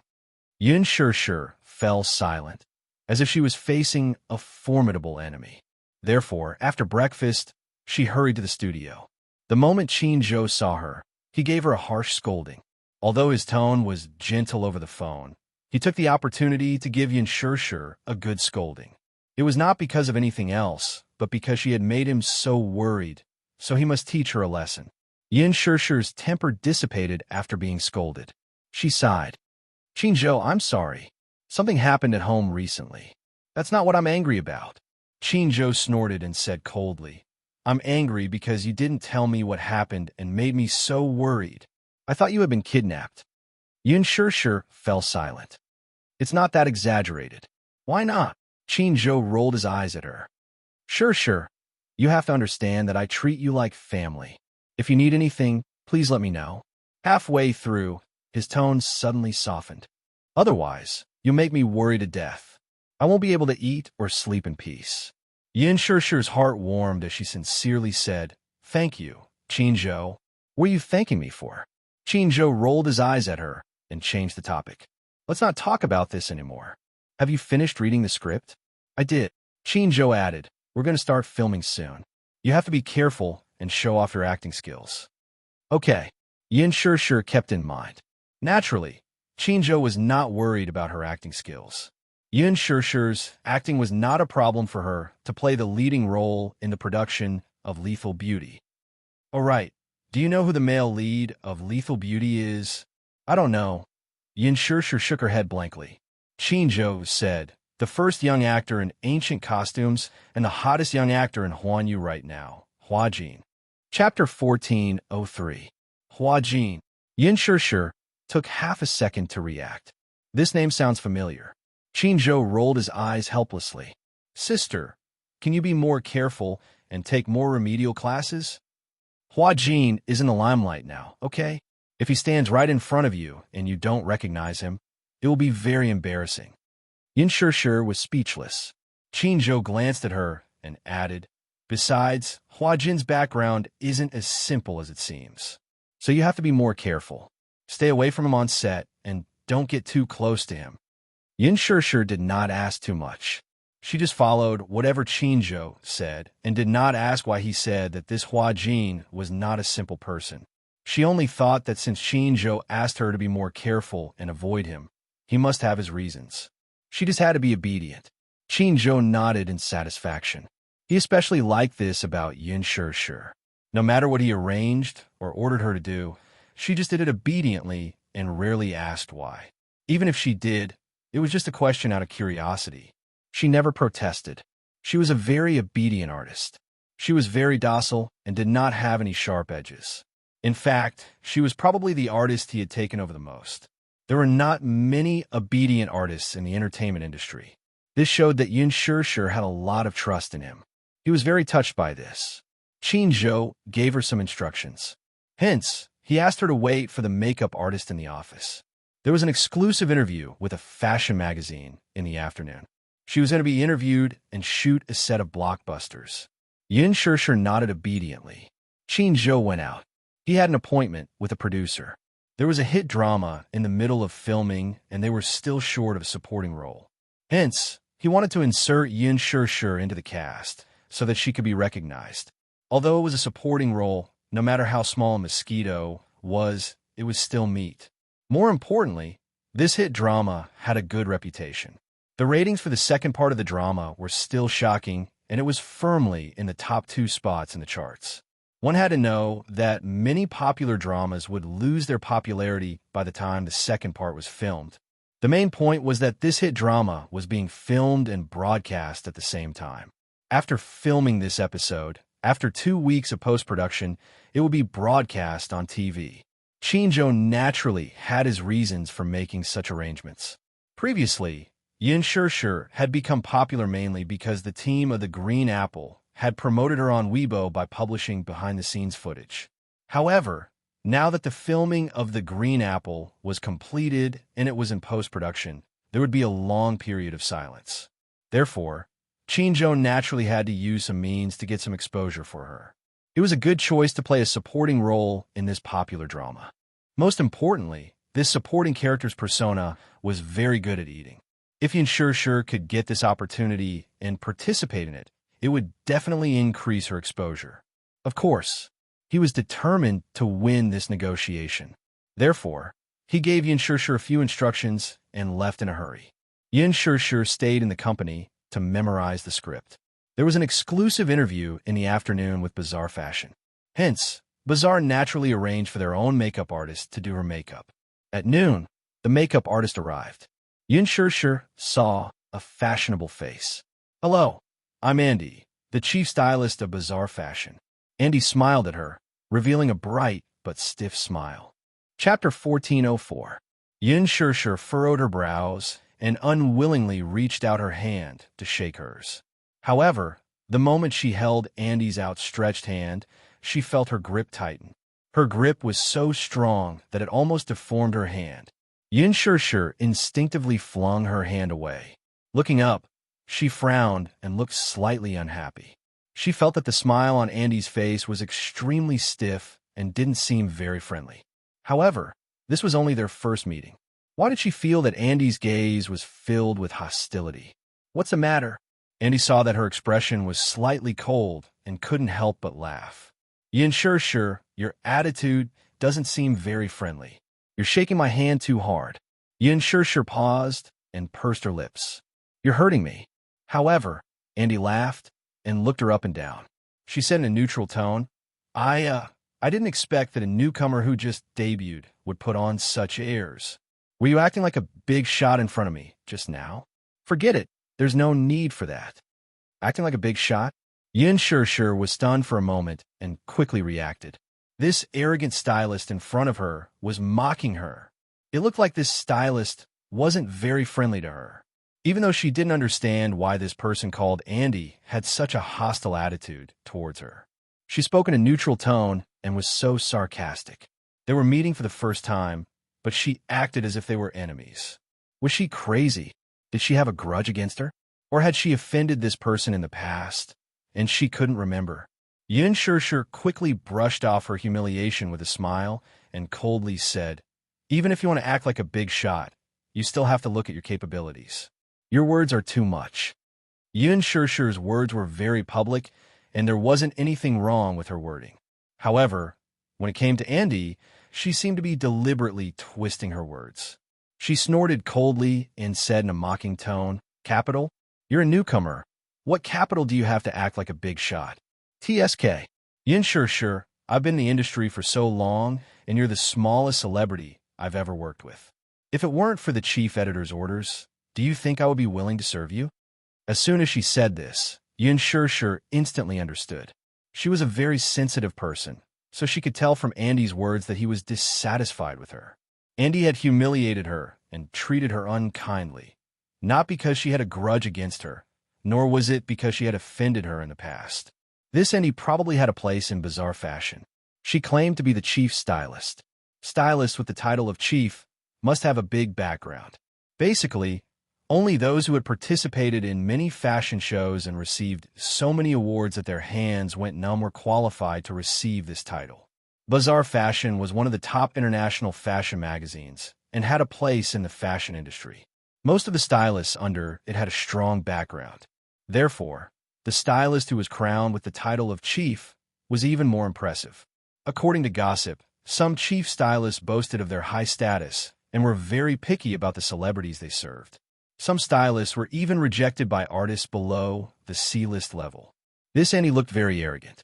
The reason why she was so sarcastic to her was probably because she didn't want to be her stylist. After all, she had just debuted and acted in a movie and a few print advertisements. She wasn't very popular and didn't even have a high status. Chapter 1405. In other words, it was obvious that she despised Yin Shirshir because of her low status. Yin Shirshir's guess was correct. The reason why Andy was so hostile towards her was because she was unwilling to be the stylist of such a low-status artist. A newcomer who had just debuted could not even be considered a C-lister. Although she had been popular on Weibo for a while because of the hype created by the production team, she did not have a substantial reputation. After all, one's status was not determined by how popular one was on Weibo. It was determined by one's net worth. To put it bluntly, even if one was popular on Weibo, it would be useless if one was not popular in the industry. Yin Shirshir's current salary was only 5 figures for a single episode. If she met a big shot production team, she might have to fork out resources. When Andy received this assignment, she was disgusted. She did not want to take on such a low-status artist. After she received this assignment, the other people in the company mocked her behind her back for a long time. When they heard that she was going to take on a low-status artist, many people made cynical remarks about her. Originally, with Yin Shirshir's status, there was no way she would be able to get an interview with Bazaar. This was mainly because Qin Zhou had added fuel to the fire behind the scenes.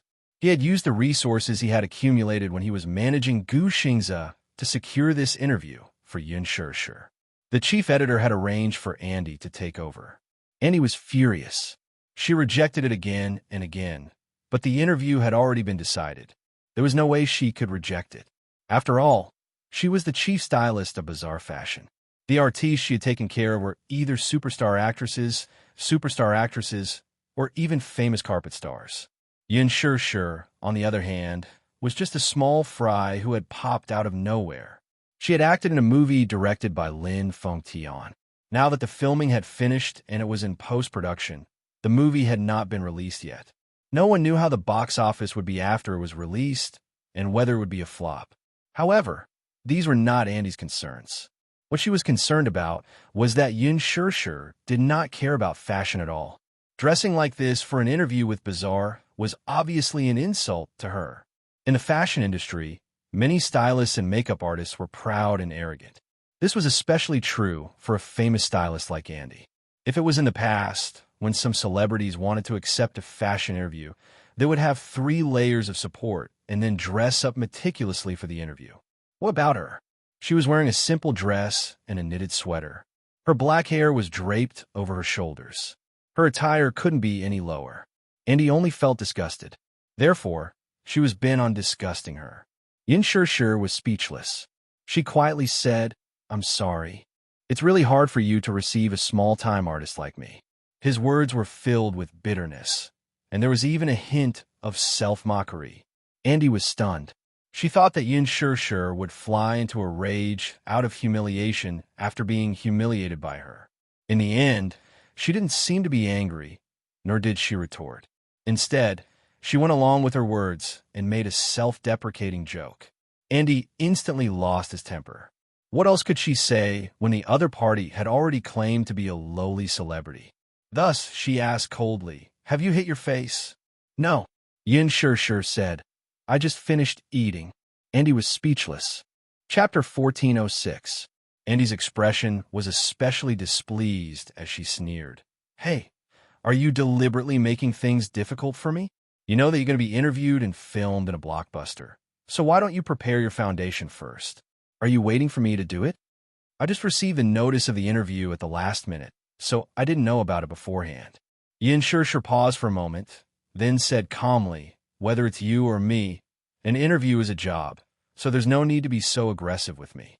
If you want me to prepare my foundation first, then I'll do it myself first and leave the rest to you." Although she said this, Andy didn't appreciate it at all. She rolled her eyes, but didn't say anything sarcastic. However, Her expression was still extremely cold. Yin Shishir went to the makeup room and started to carefully prepare her foundation. Her skin was very good.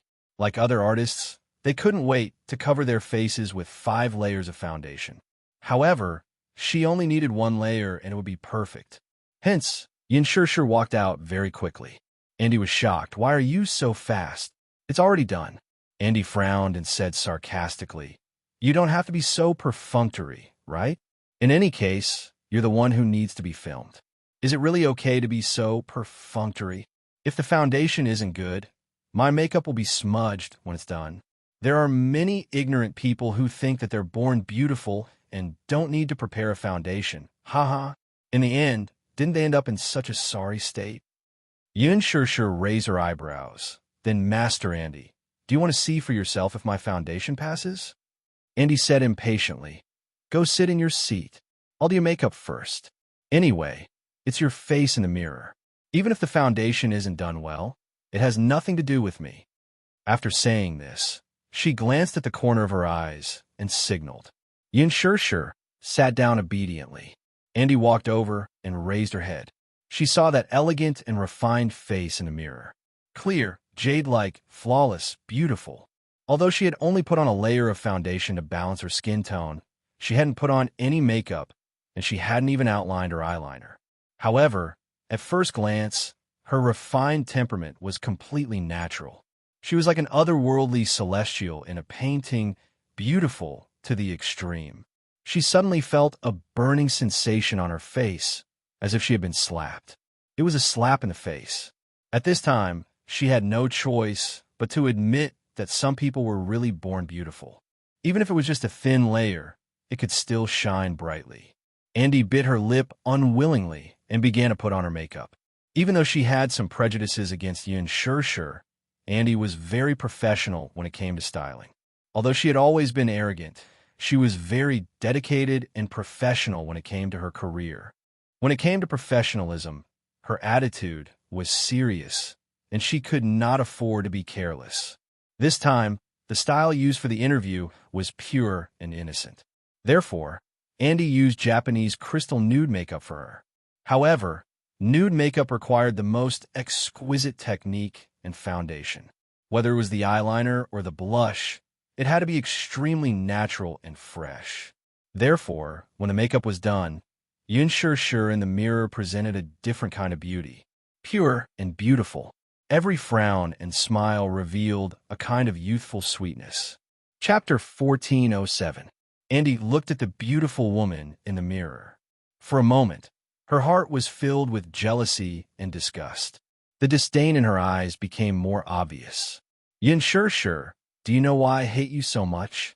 Andy suddenly looked at the person in the mirror and asked coldly. Yin Shishir was stunned and confused. She shook her head blankly. Andy's words were sharp and vicious.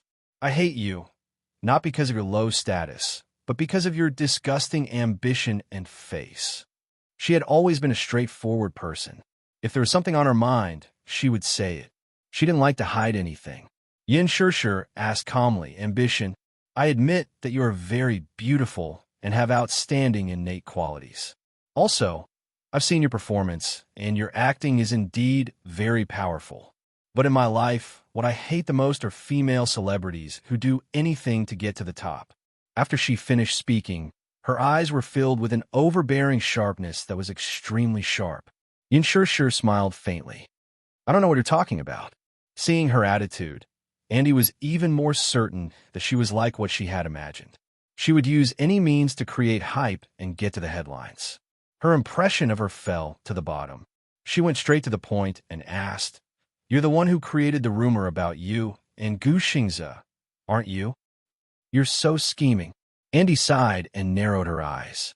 Her eyes were filled with disgust. "There are many people like you in the entertainment industry. Just because you're in the same movie as Xingze, you're starting to think that you're infallible. You've just debuted, and you're already thinking of climbing up the social ladder. Recently, the rumor about you and Xingze has been spreading like wildfire. I think you must have taken a fancy to Xingze's unshakable popularity and used it to create hype for yourself. Moreover, You shamelessly tied yourself to Xingza to get to the top. How can you be so disgusting? From the beginning to the end, Yin Shishir only looked at her calmly. After listening to her in one breath, she suddenly smiled. You don't have to be so agitated, do you? Yin Shishir looked at her through the mirror and suddenly smiled, but exposed her. You're so excited. You must like Xingzha, right? Andy's face turned red as she angrily rebuked. Don't talk nonsense. Is that so? Yin Shishir, however, smiled with interest. But I see that you're so excited. If I didn't know, I would think that I stole your boyfriend. Shut up. Andy flew into a rage out of humiliation. Don't make wild guesses. I don't treat Xingzha the way you described. Yin Shishir glanced at her and actually thought that this Andy was so awkward that it was adorable. His words clearly revealed his fanatical worship and yearning for Gu Xingzha, as if he was a god. But his words were extremely awkward, and he refused to admit it. Oh, then why are you so agitated? Besides, how do you know it's a publicity stunt? What if Xingzha and I are a couple? Yin Shishir deliberately teased her. However, Annie was more innocent than she thought. When she heard Yin Shishir's teasing words, she immediately exploded. What? You're dating Xingzha? Yin Shishir deliberately kept her in suspense. This has nothing to do with you. How does it have nothing to do with me? Tell me, what's your relationship with Xingzha? Annie was so nervous that her face turned red and she looked like she was about to cry. Chapter 1408. It's a secret. After saying that, she stood up and went to change her clothes. Andy was left standing on the spot with a sullen expression, clenching her fists in anger. The chief editor of the interview quickly rushed over with the cameraman. First, they shot a set of fashion photos for Yin Shishir in the studio. Yin Shishir changed into a pink floral gown from Chanel's spring collection. She wore a flower crown on her head, had wavy hair, and wore a pair of red high heels. She looked sweet. Previously, when she was undergoing training at Huanyu, Yin Shishir had a strong sense of being in front of the camera. Now, standing in front of the camera, she was able to move freely. Every pose did not require much explanation. She could naturally express the ideal state that the cameraman wanted to express. At times, she would hold the photo frame and rub her hair lazily with one hand. She would pout and pretend to be annoyed. At times, she would hold a lollipop in her hand and widen her beautiful eyes in surprise. She looked playful and cute. At other times, she would lean lazily against the wall, her curly hair slanting over her round shoulders and the corners of her eyes slightly curved. The cameraman took a few sets of shots in a row. During the intermission, he held the camera and browsed through the photos taken, but he could not bear to delete a few. Her performance was too good. She was blessed with beauty and performance. At this moment, only one word came to his mind. God's favorite. God doted on her too much and gave her such perfect looks. Standing at the side, Andy's mind was blank. Her thoughts were still stuck on Yin Shishir's purposefully mysterious words. What if Xingzha and I are a couple? What does that mean? What is her relationship with Gu Xingzha? Are they really a couple? That's impossible. Gu Xingzha was famous in the industry for keeping women at arm's length. He was quite cold and ascetic. There were almost no women around him. Apart from some groundless rumors, most of them were created by the women. He was a rare and high-quality idol. Many people in the industry even suspected that he was gay. So much so that after so many years in the industry, almost every woman who acted with him had a clean relationship with him. This was simply a wonder in the industry. However, when Andy thought about it, he was stunned. Xingzha had been involved in a few scandals, but they were all created by the woman. In the end, Gu Xingzha's studio came forward to clarify the matter. However, this time, Gu Xingzha's studio did not do anything about the scandal with Yin Shishir. Instead, they cooperated with Yin Shishir's team to hype up their relationship. This would have been impossible in the past. With such an ambiguous attitude, it was hard not to think of something. Could it be that what Yin Shishir said was true? Was she really dating Gu Xingzha? Andy's eyes shone as she looked at Yin Shishir, who was in the studio, continuously matching the photographer's style. The sweet and gentle smile on her face was clearly that of a woman deeply in love. Could it be true? Andy's heart skipped a beat and he began to fidget. In fact, the reason why she was so concerned about this problem was that she had been in love with Gu Xingze for a long time. From the first time she met Gu Xingze, she was infatuated with this aloof and handsome man and regarded him as her Adonis. Chapter 1409. Andy had silently supported him since he was a popular young actor when he first debuted to the current popular Heavenly King. But now, the man she could only wish for was actually in a relationship with another woman. She was naturally upset. Bazaar fashion editor.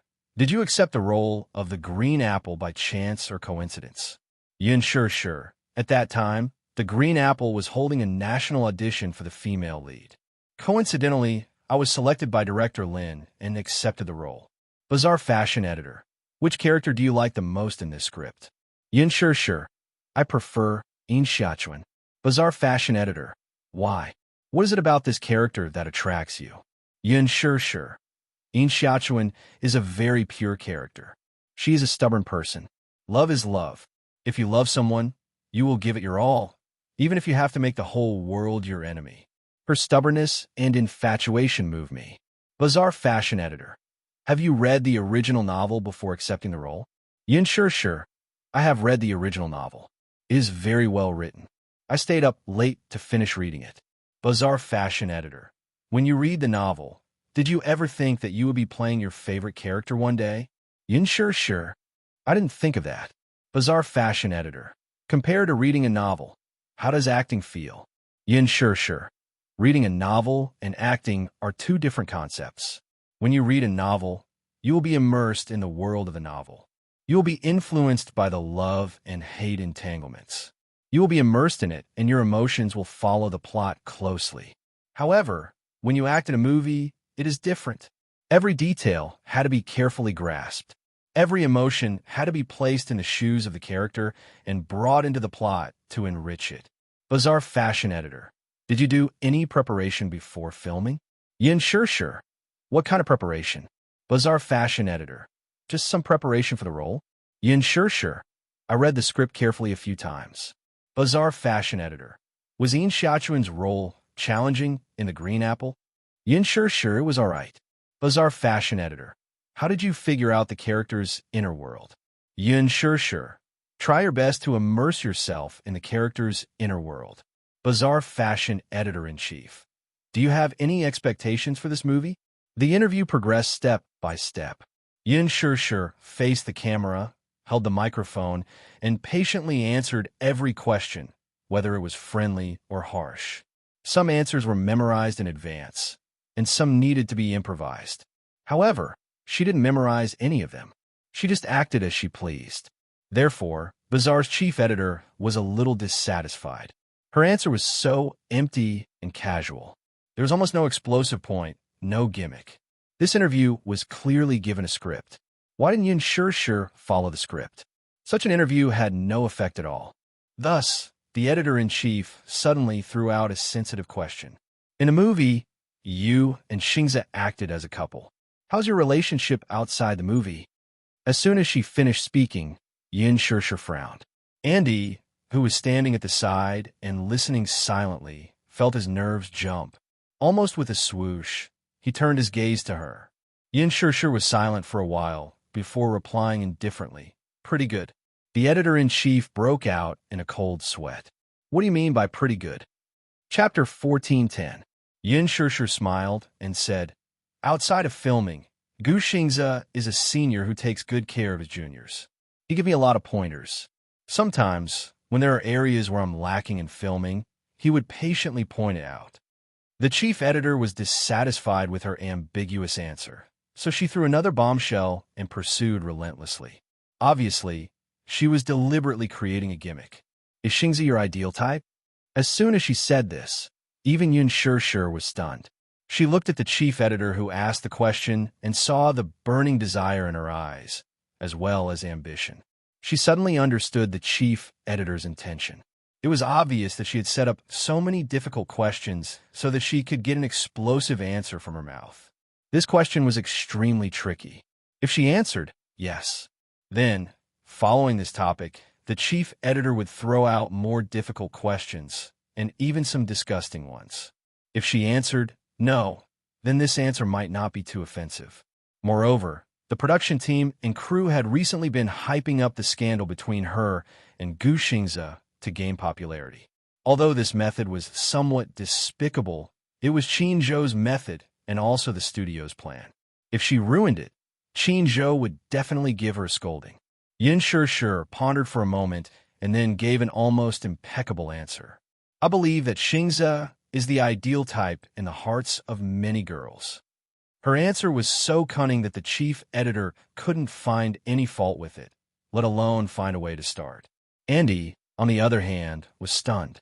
She thought that Yin Shih would definitely use this topic to hype up the scandal between her and Gu Xingze. She didn't expect her to perfectly avoid this topic. She couldn't help but look at Yin Shih suspiciously. She felt that this person was very strange. She clearly had such a good opportunity to create hype, but she didn't do it. What was the meaning of this? Could it be that she was playing hard to get? The chief editor was obviously very angry, and he continued to throw out one difficult question after another. Then, do you think Xingze is your type? Of course. In a movie, I played Yin Xiaochuan and chased him so hard. Do you think Xingze is a perfect idol?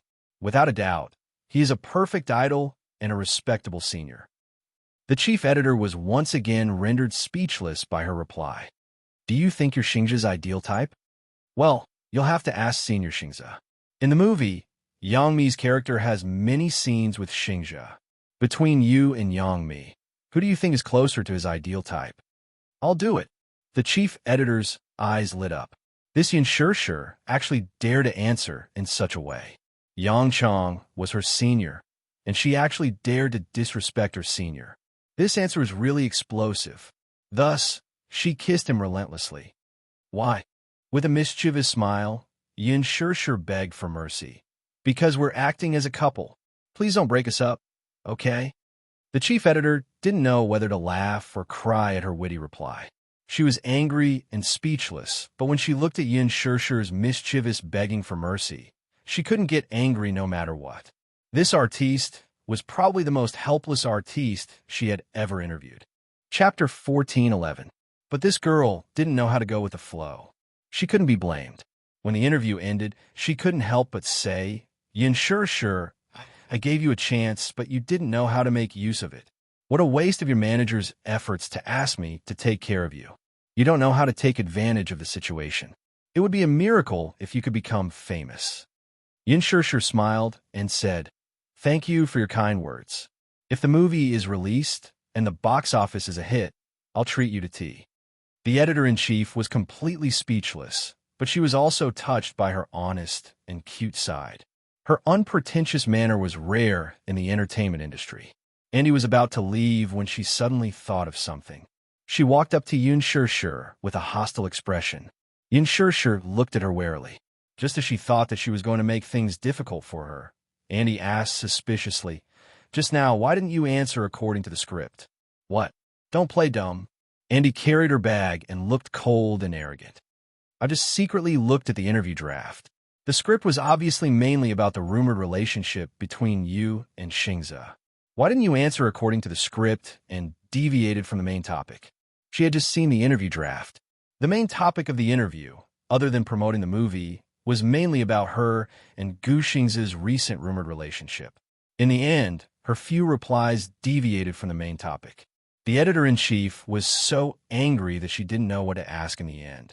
Previously, in Andy's eyes, Yin Shih was a shrewd newcomer. As a newcomer who had just debuted, she had accepted a role in a film directed by Lin Fengtian. She even had a hot scandal with Gu Xingze that swept the hot search list on Weibo.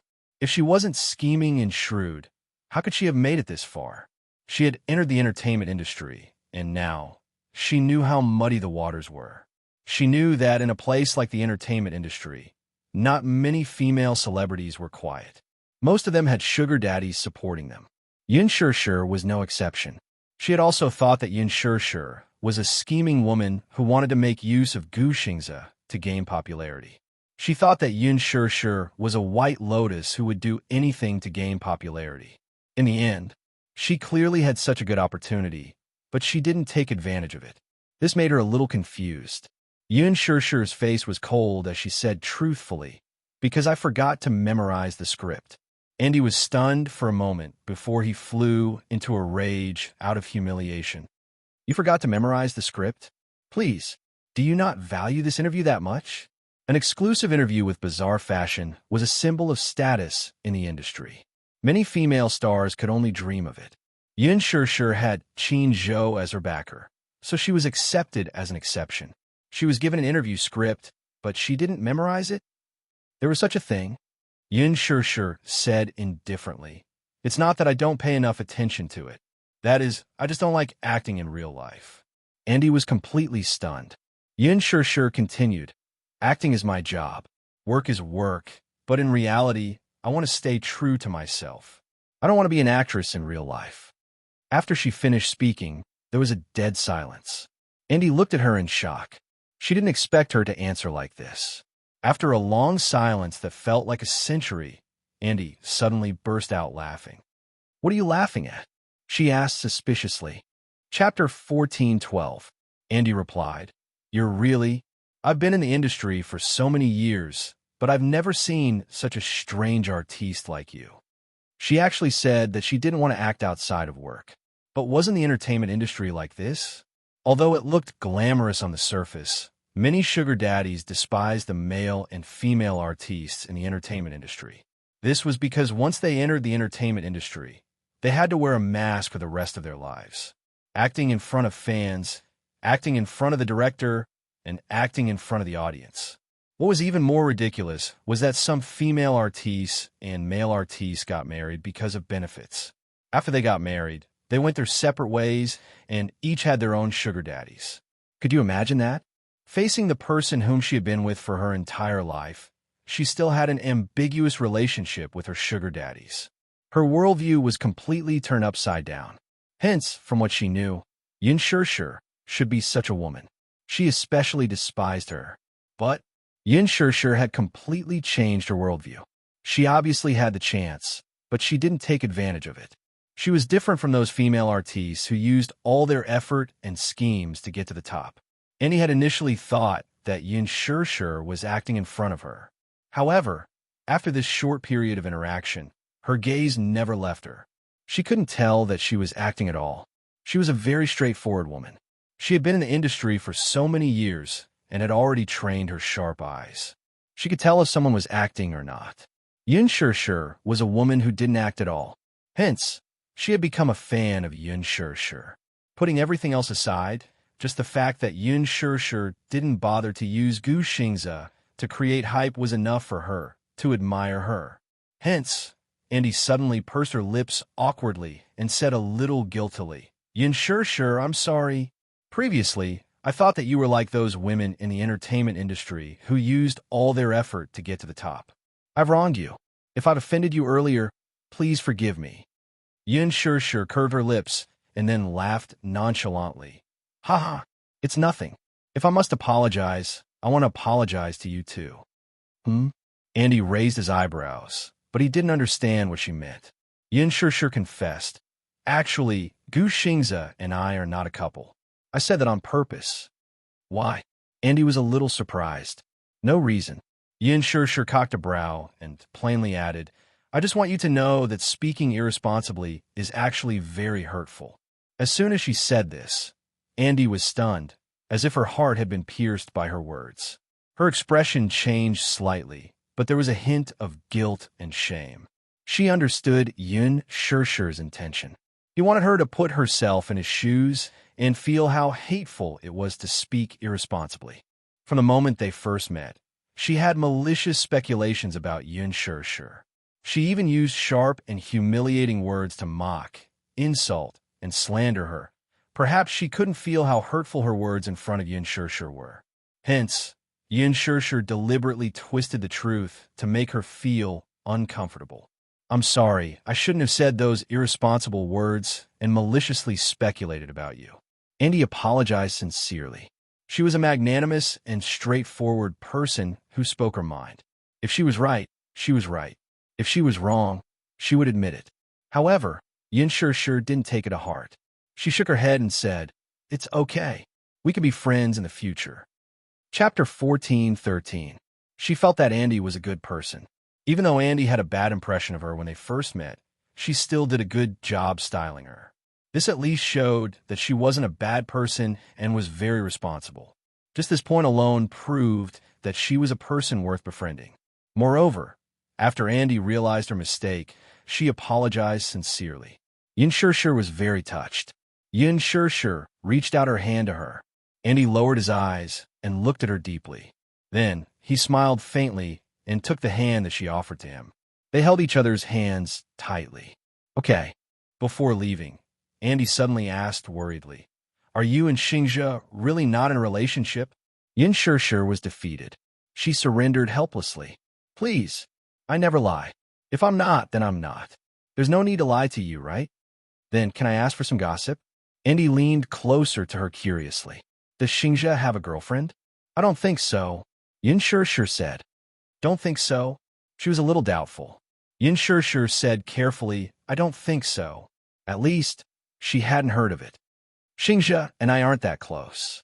Andy nodded. Her face was full of joy and her heart was jumping with joy. Sure, thank you." Andy thanked him from the bottom of his heart. Then he blew a kiss and left. In the afternoon, Qin rushed back after receiving a call from Chief Editor Baza. The moment he got back, he gave Yin Shirshir a dressing down. "Do you know how hard it was for me to get you Bazaar's resources? Didn't you have interview drafts for you to memorize? Didn't you memorize them? I stayed up late to write those drafts for you. I even worked hard to highlight the key points. In the end, you didn't even read them. What were your answers?" Qin was furious. Originally, the matter of the supporting role in the hit drama had been finalized. This was something to be happy about. On the way back, he received a call from the chief editor. She complained about Yin Shirshir's uncooperative interview. Qin was very hurt. Bazaar's interview wasn't something that anyone could do. No matter how many female celebrities try their best, they might not even be able to get half a page. One had to know that Yin Shirshir had just debuted. She didn't have a high status or a high net worth. She was able to get into Bazaar all because of his skills and resources. It was all because of him that she was able to get this interview. In the end, when it came to her answer was so willful. The chief editor was so angry that she wanted to cry and laugh at the same time, but she was helpless. Yin Shirshir looked at Qin Zhou pitifully, but she obediently allowed him to criticize her without retorting. "Sure, the scandal between you and Xingzhe was planned by both our teams. Moreover, we followed your suggestion back then, and you didn't object to it too much. But why didn't you cherish such an opportunity when it was right in front of you? So many artists want to get a share of Xingzhe's popularity, but none of them are lucky enough to do so. You have it, so why don't you cherish it?" Qin was puzzled. Yin Shirshir said unwillingly, "Because I want to rely on my own strength. I don't want to use Xingzhe to climb up." Qin was taken aback by her sincere explanation. After a while, he looked at her helplessly and sighed. "I know how you feel, but the entertainment industry has such rules. You have to follow them." Chapter 14:14. It was not that easy to carve out a bloody path in the entertainment industry. Moreover, there was no such thing as relying solely on one's ability to make a name for oneself. You should know that I've said before that I've poured a lot of ambition into you. I hope that you can cooperate with me. I've made Xingzhe famous, and my goal is to help you become one of the best in the industry. But you're putting me in a difficult position." He said this earnestly as his eyes fell on her. They were very deep and heavy. The meaning behind his words was profound. Yin Shirshir suddenly fell silent. Qin continued. "First of all, I've been in the industry for so long. I have many ways to protect you. You don't have to worry about the unspoken rules in the industry. You don't have to accompany me to bed, to dinner, to have fun, or to drink with me. What you need to do, other than relying on your ability, is to cooperate with me." She suddenly said unwillingly. "Actually, I don't understand. Xingzhe has been in the industry for so long, 10 years, and there have never been any scandals about him. He's so popular because of his ability, isn't it? Why can he do it, but I can't? Why could Gu Xingzhe become a high-quality idol without any scandals? Why couldn't she? She couldn't figure it out. Silly girl, It's because men and women are different in the entertainment industry. Why? Qin Zhou explained patiently. In the entertainment industry, most of the consumers are women. Generally speaking, women have many beautiful fantasies about their idols. Most of them see their idols as the Prince Charming of their dreams, the nation's husband. Have you ever seen a woman who wants her husband to have an entangled scandal with another woman? When he said this, Yin Shishir suddenly understood. Oh, but women are different. Since women are the main consumers, if a female artist wants to gain exposure, other than relying on her beauty and acting skills, she also has to create a persona. Do you know what else she has to rely on? I understand. She has to satisfy the public's curiosity. Yin Shishir replied. Qin Zhou smiled in relief. You're not too stupid. Women love to watch the fun and gossip. If there was a female celebrity who was entangled with the male idol in their hearts, they would definitely pay a lot of attention to that female celebrity. This way, we'll have more exposure. But we'll definitely face a lot of serious injuries and malicious speculation. Just like Andy today. That's understandable. Qin Zhou smiled, but he didn't deny it.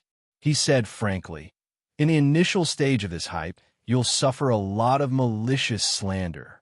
Putting everything else aside, just your Weibo alone will definitely be crushed by Xingzhe's army of fans. So, during this time, don't go on Weibo and read the comments. It would have been better if he hadn't said anything. Once he did, Yin Shishir felt terrified. Gu Xingzhe's fans were known as the United Nations Army. The reason for this description was that Gu Xingzhe's fans came from different nationalities. There was a huge number of them, and it was a spectacular sight. It was said that he had broken the record of 100 million fans. 100 million. This was just the number of fans registered on the official website. Those who had not been recorded yet were not included. With such terrifying data, Yin Shishir naturally felt an inexplicable fear. Sure. I want you to understand something. Chapter 14:15. Yin Shishir shook her head blankly. I don't know. She couldn't understand the meaning behind Qin Zhou's words.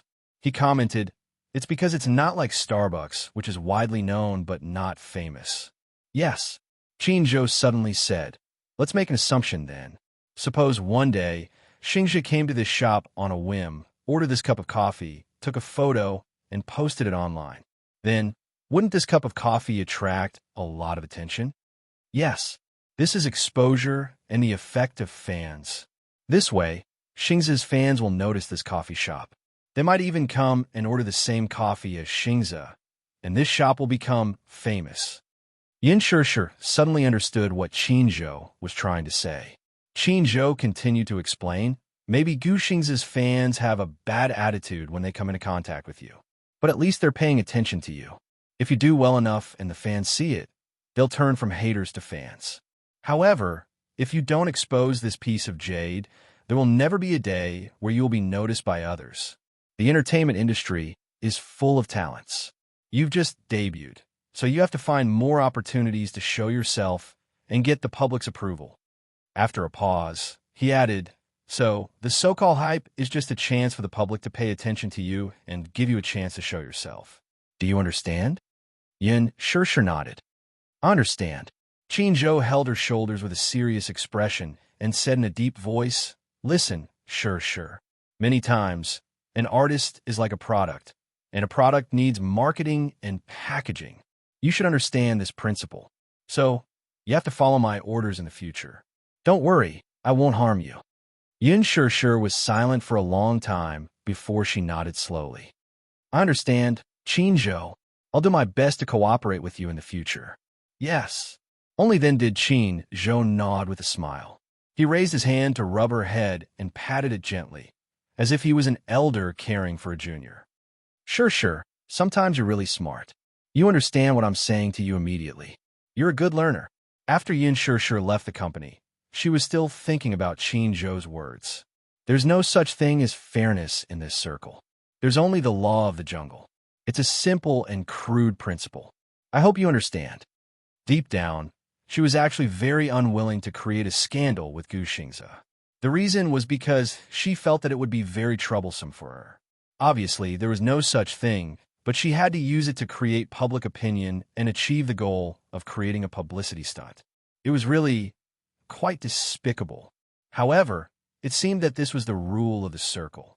If they didn't follow it, they would face the danger of being eliminated. In that case, she should also put down those thoughts that she shouldn't have and follow Qin Zhou's orders to do everything well. Yun Shishir had just walked out of the company when the driver had not arrived yet. His phone suddenly rang. She picked up the phone, and a charming and sexy voice came from the other end. "Baby, where are you?" His deep and magnetic words tugged at her heartstrings. Yun Shishir was shocked. She glanced at the caller ID and realized that it was from an unknown number. She asked warily, "Who are you?" Chapter 14:16. Yun Shishir was stunned for a moment before she chuckled. "Xiao Ji, it's you? I didn't recognize you just now. Sorry. Sis, where are you now? I'll treat you to a cup of tea. I'm at the office." Gong Jie asked for the address and said that he would be there soon. In less than 10 minutes, a Porsche stopped at the entrance. Gong Jie opened the car door and got out. He walked in front of Yun Shishir and gave her a gentlemanly bow. He kissed her cheek. "Beautiful lady, sorry to keep you waiting." Yun Shishir giggled and looked at him. "You've learned the etiquette quite well. Where did you learn it?" Gong Jie smiled warmly and explained, "When I was young, I learned it from my family's etiquette teacher. Not long after he returned to the Gong family, he began to learn the etiquette of the upper class. As one of the heirs of the Gong family, it was necessary for him to have excellent aristocratic etiquette." Gong Jie asked gently, "Sis, I'll treat you to a cup of tea. Do you have a place to recommend?" The adoration in his words was obvious. Just as Yu had said, even Gong Jie himself did not realize that he was a senior sister Khan.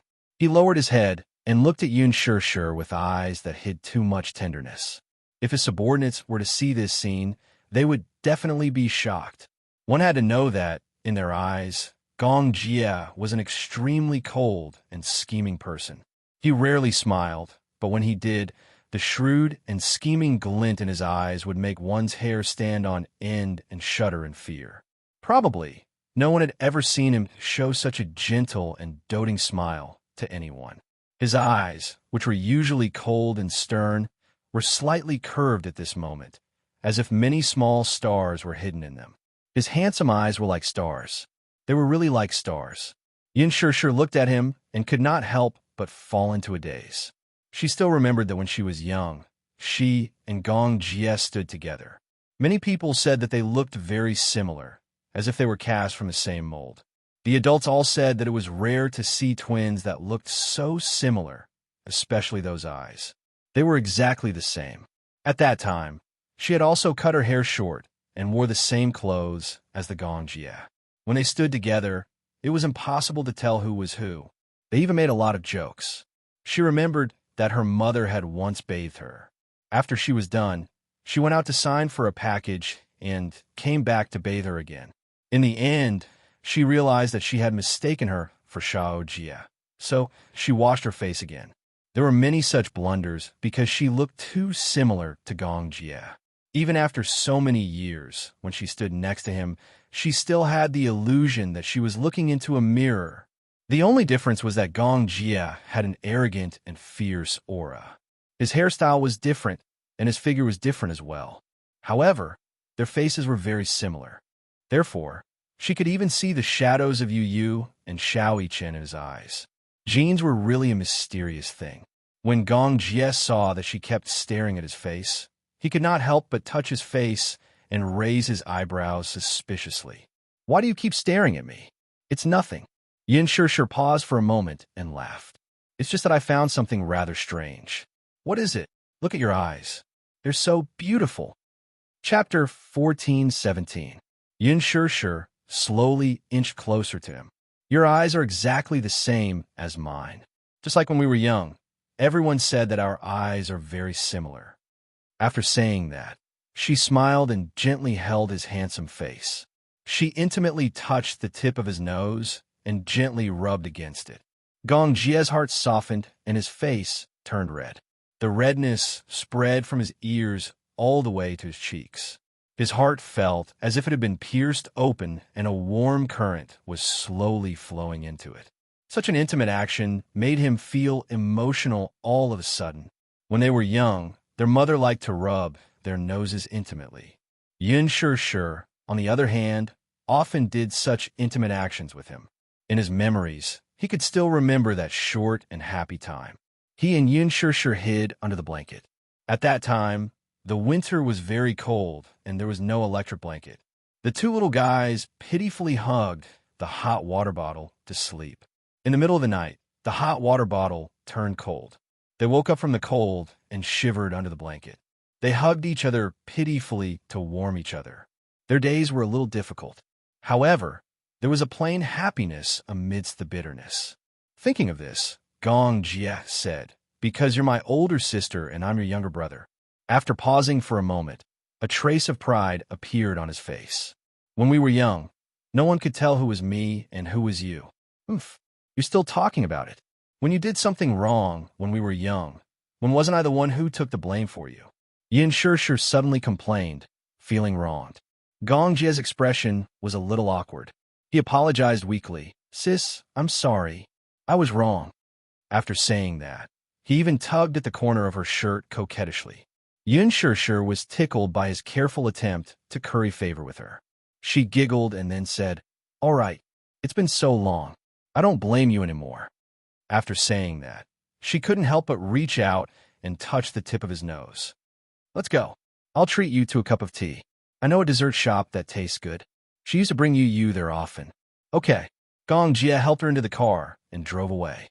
Just as the car left, not far away, behind the shadow of a tree, a sneaky figure suddenly appeared. It was a paparazzi who was crouching with a camera. Using the shadow of the tree as cover, no one noticed him at all. Even Gong Jie, who was used to being vigilant, didn't notice him. He had been in the industry for many years and was an experienced paparazzi. In order to capture some private shots of celebrities, he would do anything.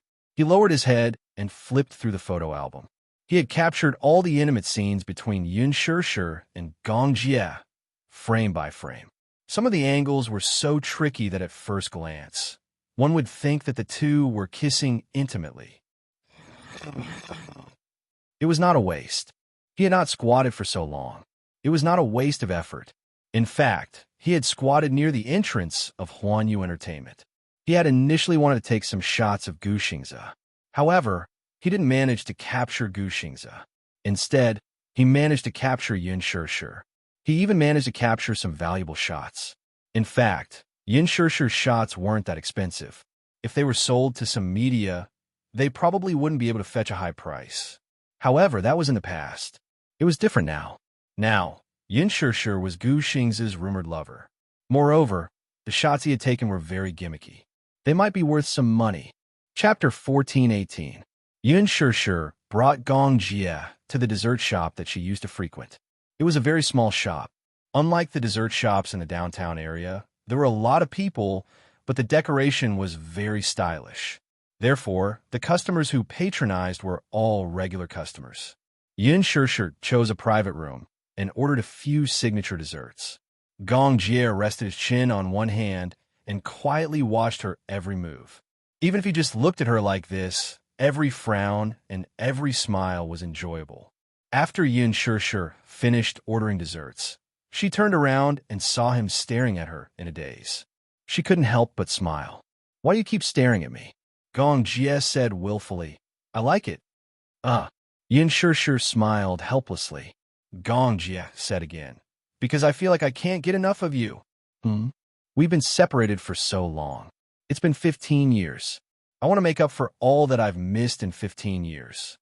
Gong Jie said truthfully. Yun Shih's heart skipped a beat, and her eyes became as gentle as water. "Xiao Jie, I'm very happy and very touched. I never dared to think that I would meet you again in this life." Gong Jie's eyes flashed, and then there was a hint of loneliness in them. He always felt that he seemed to have missed out on a lot of beautiful things. No matter how he tried to make up for it, he felt that this gap was difficult to make up for. The person he loved the most in his heart didn't leave behind any fragments of him in these 15 years. He didn't participate in her youth, didn't participate in her beautiful years, and missed the most important scenes in her life.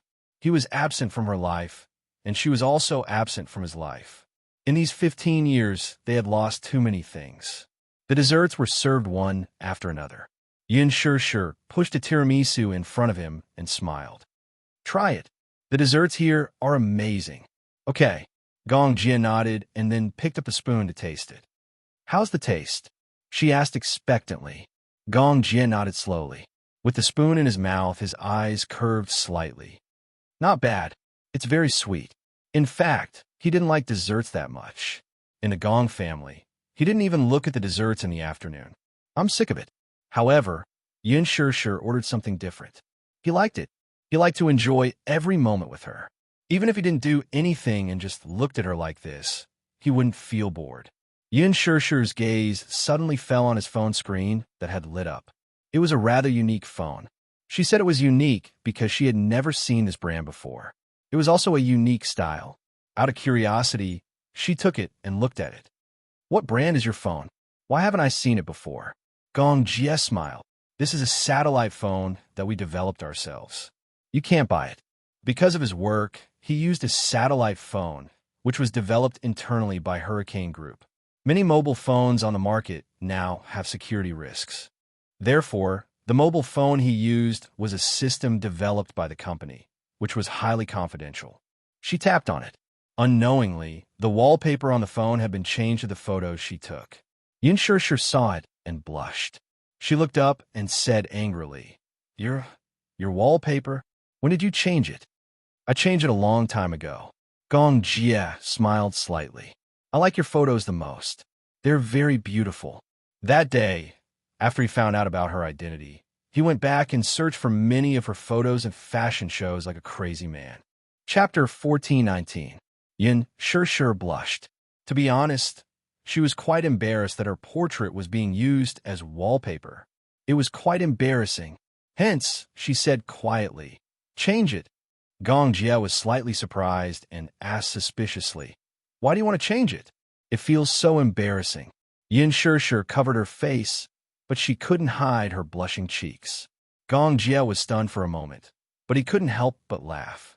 He raised his eyebrows in amusement and said, Humph. It turns out that sister can feel embarrassed too. Xiao Jia. Yin Shishir pretended to be angry and pouted, but her eyes were smiling. Change it. It feels so embarrassing. Gong Jia obviously didn't think much of it. He smiled and said, What's there to be embarrassed about? Sister is so beautiful. I changed my phone wallpaper to yours because I want to see you every night before I go to bed. The first person I see when I wake up is also you. Yin Shishir's face turned even redder when he said that. She lowered her eyes and covered her face, but she looked extremely charming. Gong Jia looked at her.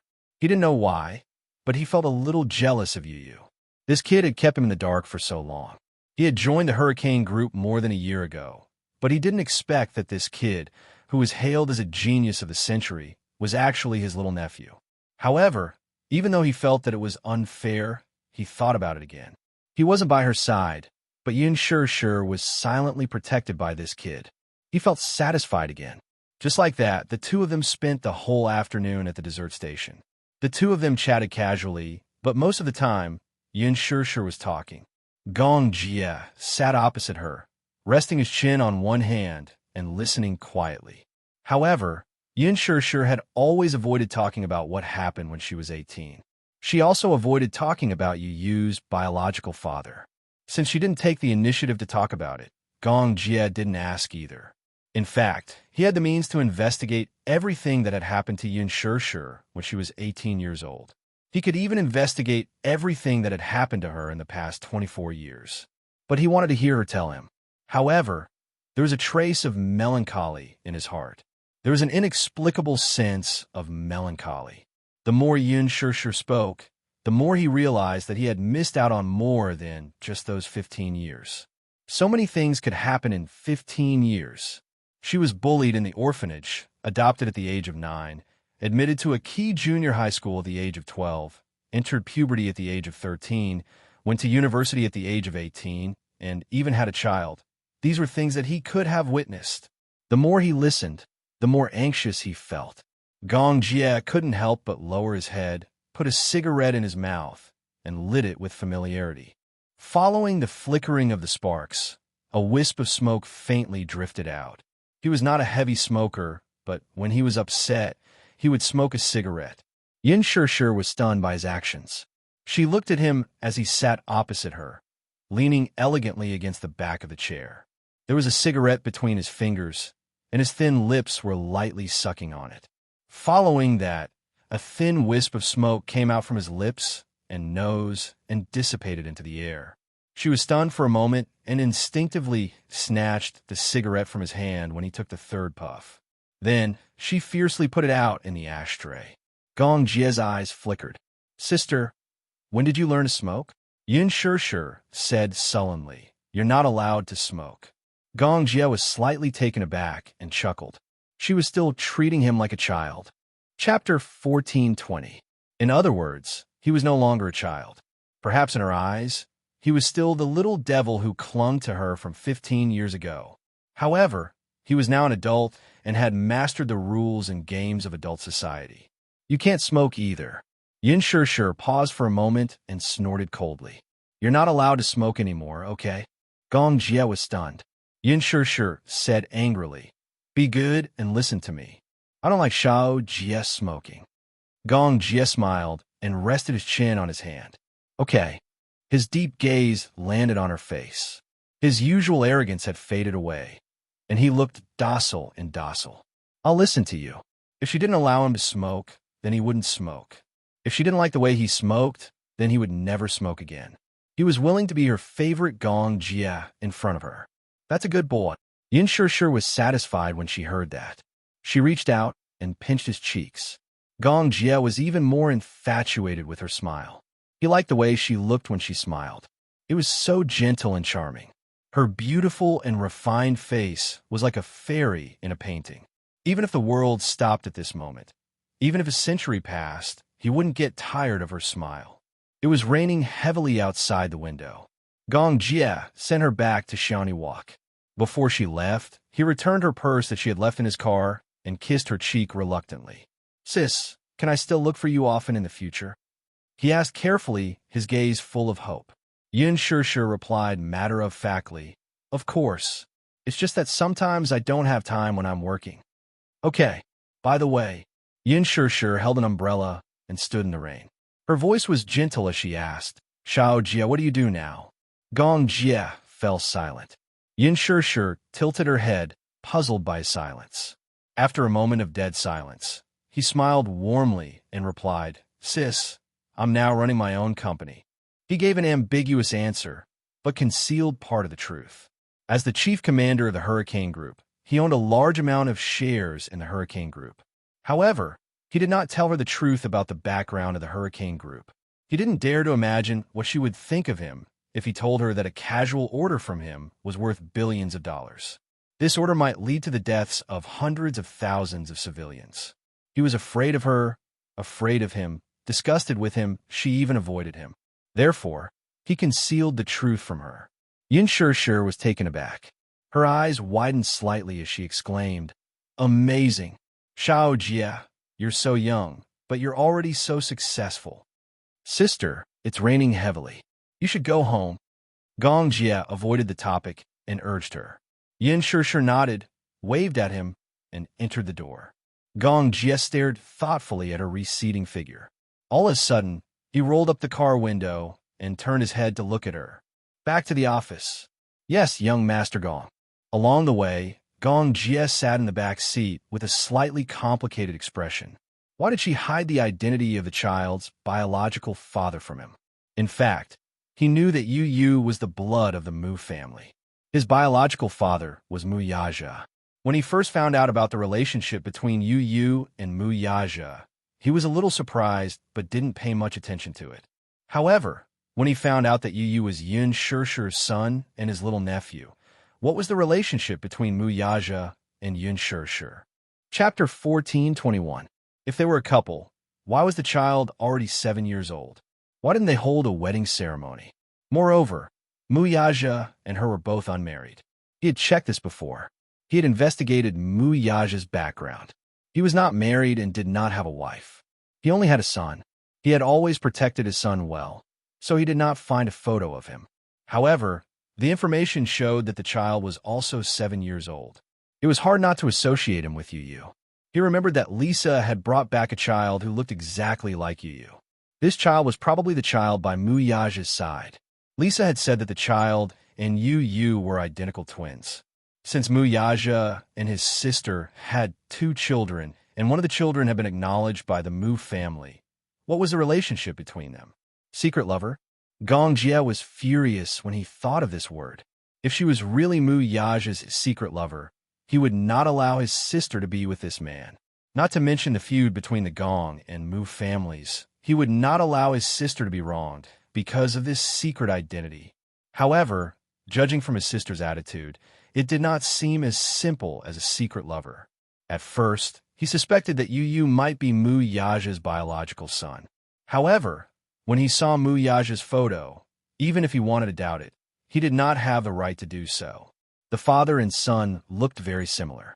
This level of similarity was even greater than the similarity between Yu Yu and Yun Shishir. One look, and one could tell that they were father and son. Then, what happened when Yun Shishir was 18 years old? Were they together? 18 years old was still young and innocent. She should have been enjoying her carefree youth. Why did she have a child at such a young age? So early? Did something happen? Or was she forced or bullied? Gong Jie clenched his fists when he thought of this possibility. He wanted to punch Mu Yaja into pieces. Damn it, the more he thought about it, the more frustrated he became. In Gong Jie's heart, his hatred for the Mu family had long been integrated into his bones and blood. It was hard to get rid of it. Since he was young, he had been influenced by the Gong family and knew how much his father hated the Mu family. Similarly, he hated the Mu family to the core. Hence, when he was caught off guard by the relationship between Yun Shishir and Mu Yaja, he felt lost and did not know how to face the man whom he should address as brother-in-law. This man's blood have that sinner's blood. Sinner's blood. Damn it. He could not accept this fact. Even though he maintained a facade of not knowing the truth in front of Yun Shishir, he was still conflicted deep down.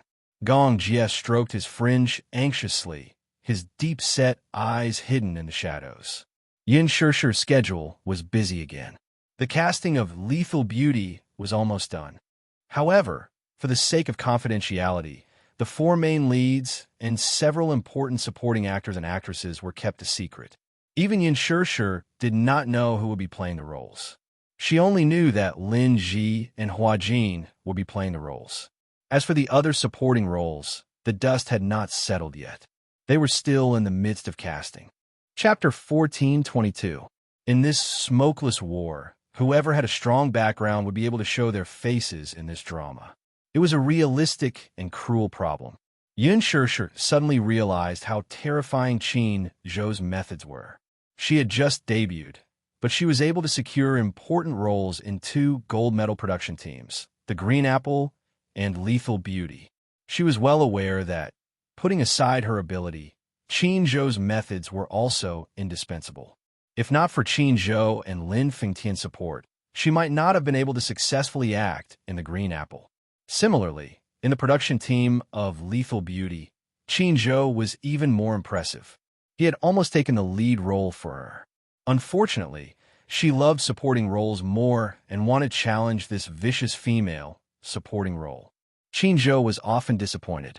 However, Yun Shishir understood that this was the decision she wanted and she would not regret it. Acting was not just a job, it was also her interest. She was excited to challenge every role that had tension. After the casting of Lethal Beauty, there would be an opening ceremony and she would have to prepare to enter the production team. However, before that, she had to prepare for the Love Diary. This was one of the more important parts of her script.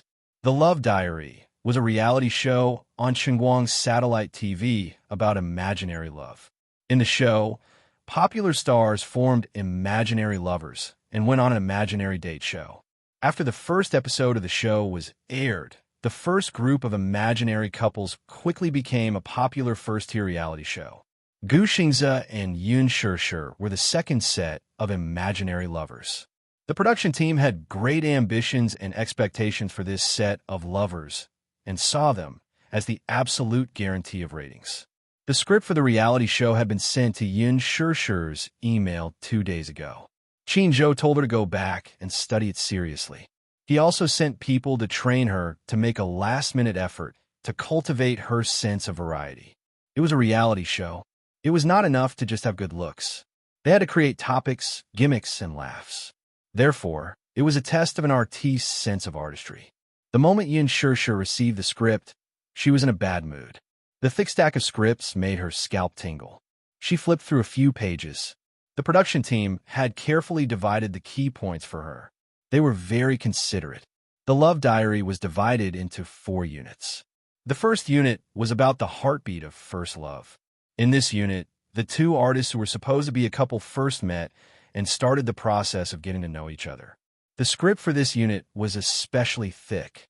Of course, even though it was a reality show, the characters were set by the production team. In this reality show, Yin Shishir had to play the role of an innocent and kind schoolgirl. In short, there was only one word to describe her: silly, naive, and sweet. Silly and sweet.